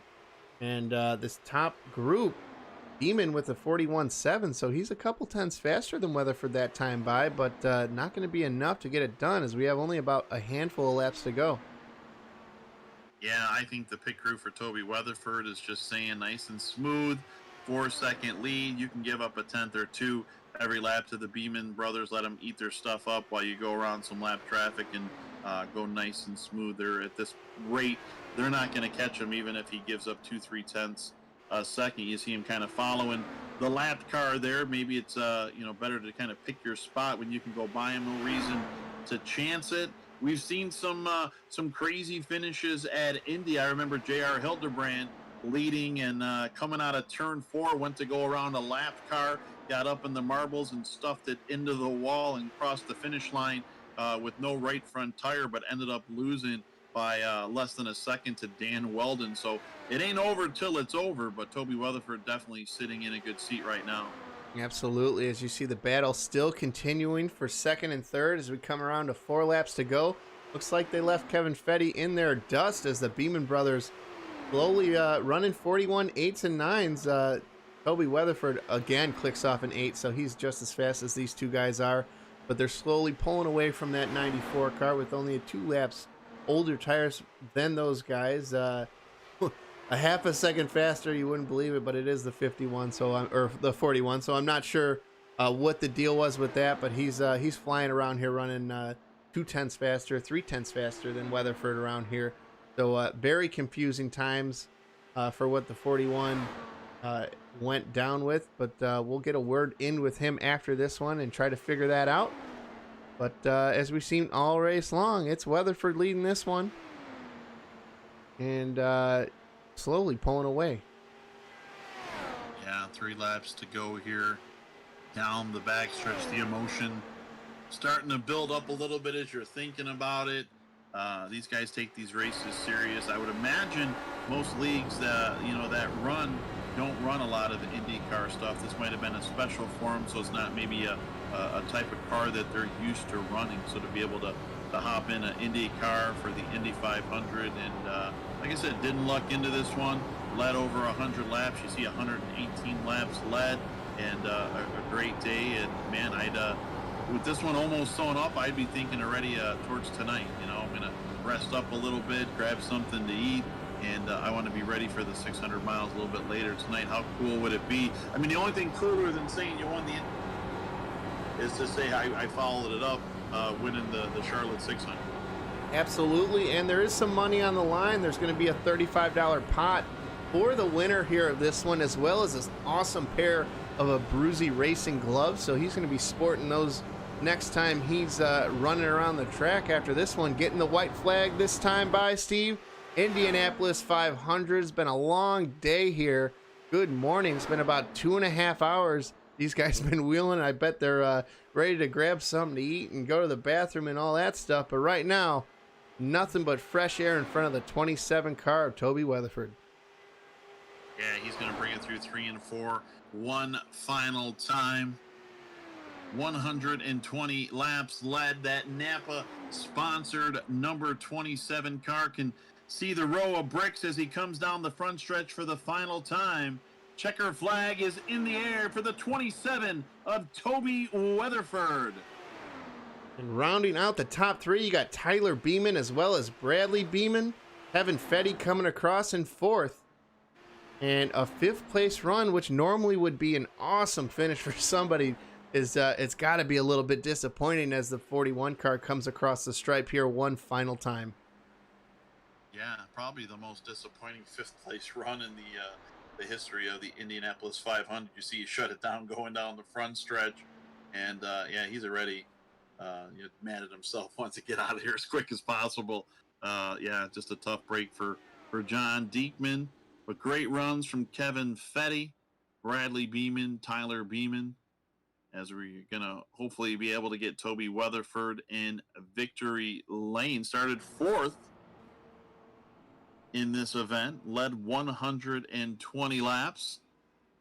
Beeman brothers on the podium with him. Looks like they're going to maybe stop at the start-finish line with him as well. Winner of the ERA Racing League Indianapolis 500. What do you think, Steve? Should we try to get a word in with John? Yeah, let's go to him. Let's go to John, and we'll be doing some victory donuts, and we'll talk to him. John Diekman, DJ and Steve up in the booth, my friend. What's going on? A top 5 run. What happened there at the end there? Man, I don't know. I want to say, like, I try to pit strategy to where it was just for tires and they just enough fuel, and I guess I just miscalculated. I was about 5 laps short when I got out of the pit, so try to draft Toby, but overall can't be upset with the top 5. Yeah, man, awesome run all night long. We were cheering for you. We were curious. We were like, wow, he let him go pretty early there. Kind of confusing as to what was happening. Didn't know if you were trying to draft and save fuel, but I was like, he just pitted. I'm not sure what happened. So does make sense. Just a miscalculation there. Awesome run all night long, though. It was great to see you duking it out with Toby and the Beeman brothers and all those guys up there. So awesome run, my friend. Thank you, and thank you to Bruzy for sponsoring the 500. Thank you for you guys for broadcasting the race. You guys did an amazing job. And yeah, congrats to Toby for essentially having the top car of the field. And onto the 600. Got to get that win. Absolutely. Good luck. Good job. And we'll see you in a couple hours. We're geared up for that one. We'll try to get a word in with the rest of this top 5 here. But thanks a bunch, John. Congratulations on the top 5. Thank you. All right. And next in the room here, we're going to try to get a word in with Kevin Fetty if he's available. Kevin, this is DJ and Steve up in the booth. Do you have a copy? And it looks like he's muted there, DJ. Yep, I can see that. Just seeing if he's going to unmute it real quick. We'll give him a second to try to work through all the buttons and stuff with that one. If we can't hear anything from him, we'll try to jump in with Bradley Beeman. Looks like we're not going to hear anything out of him, unfortunately. So we'll bring him back up. We'll see if we can get a word in. We're looking for Bradley Beeman. This is DJ and Steve up in the booth. You got a copy? Yeah, I got you. Hey, man, awesome run. You were duking it out with your brother all night long, staying in the draft with him. We were talking about you early in the race. You guys kind of got separated a little bit, but towards the second half of the run there, you guys put it together, and a top 3 for you guys is an awesome finish. Oh, yeah, absolutely. We were working on pit strategy the whole day, and at the end there, just trying to work the draft, keep our podium finish secure for the team. Big shout out to powerheadset.com for sponsoring us this race. I'm glad to get a podium from Ed. Awesome, man. Glad to hear it. Glad you can hit those sponsors up. You guys duked it out for 500 miles, and it didn't look like there was any shortage of action for you. So congratulations, and we look forward to seeing you guys later tonight for the Coke 600. Oh, yeah. Clean race. Enjoyed it. Appreciate everyone that put it on. Appreciate you guys for broadcasting. Absolutely, my friend. Enjoy the next couple hours. Maybe. Yes, sir. Hey, man. Awesome run. Top 2 Indy 500 finish. You got to be feeling pretty darn good about this one. Yeah, I'm worn out, but a great result for Mad Sim Racing team. We had powerheadset.com on our cars today and our team cars, and to get both cars in a podium is just great after all the hard work and time. Yeah, you guys were duking it out, you and your brother, all race long. You got separated a little early as we were just talking with him, but you look to be on your tail, putting a lot of pressure on. You can get right to your bumper, but just couldn't get a nose ahead of you there. Yeah, we kind of made peace. We knew when we went into pit together, we wanted to come out and draft and try to catch the leaders if it went green the rest of the way. And he kind of could have passed me or could have put a little more in there. We just kind of were talking to each other and kept the peace and just held it together to get that finish. Yeah, awesome run, man. Congratulations. Way to work together as a team. I mean, Beeman brothers in the top 3. You can't be mad at that one. Congratulations. That's all right. Thank you very much, guys. Yes, sir. We'll talk to you later tonight, hopefully, as we get ready for the Coke 600 in a couple hours. That was Tyler Beeman. Now we're going to try to see if we can get a word in with our winner, Toby Weatherford. Toby, you got a copy. Yes, sir. Looking forward to interviewing this young man. ERA Racing League Indianapolis 500 winner. How does that sound? You know, we won the Daytona 24 earlier this season, and this just makes it even sweeter. 120 laps led. You were pretty dominant. You and Diekman were 1-2. We figured it was going to come down to you. Did you kind of see what was going on towards the tail end when Diekman kind of had a miscalculation with fuel and had a pit at the tail end of that race? Yeah, he was basically saving, and then I caught him right there, and he was telling me that he had a fuel issue, so I feel bad for him, but it was a good race between 200 laps, only 3 cautions, pretty clean race. You had to be excited with that one. What were your thoughts as the final couple laps were winding down on that one? Don't hit the wall. Don't hit the wall. That's basically everything I was saying to myself. Well, and me and DJ, we were talking, no, the double before and won Indianapolis and won the Charlotte 600. You can't make history winning both of them until you win the first one. You accomplish that. What are your chances tonight? How are you in a Cup car at Charlotte? How are you competitive there? Do you think you have a chance to put that car in victory lane tonight? I definitely think so. We just had a league race there, and I was doing really well until a couple lap cars had a mishap in front of me. So we got a pretty good shot tonight. And final question, you got anybody that you want to thank helping you get here today in victory lane? Well, I want to say thanks to Diekman for putting it on, and then Abruzzi for sponsoring, and you guys. I was watching throughout the race, and I really enjoyed what I was hearing. So thanks to you guys too. Well, congratulations on your Indy 500 win. We'll be back here for the nightcap for the Charlottes. I mean, if it wasn't, a perfect race, it was dang near perfect. So it was a good race for him. Made all the proper calculations. Heartbreaking for the 41 car, but hopefully he can come back in a couple hours here and gear up for that race there, and he'll have 600 miles to keep it back together again. He was perfect for about 470 of them tonight. So unfortunately for him, he's going to bring it home in 5th. But let's go through the rundown here real quick, Steve, and then we'll get these guys out of here and gear up for tonight's race. Yeah, Toby Weatherford, your winner. Tyler Beeman, 2nd. Bradley Beeman in the 3rd position.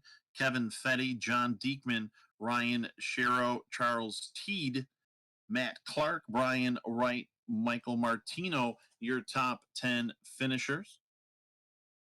And rounding up the back half of the field, Jonathan Christopher, who had a little bit of issues there towards the early and mid stages of the race. He's going to be 78 laps down. He's going to be 11th.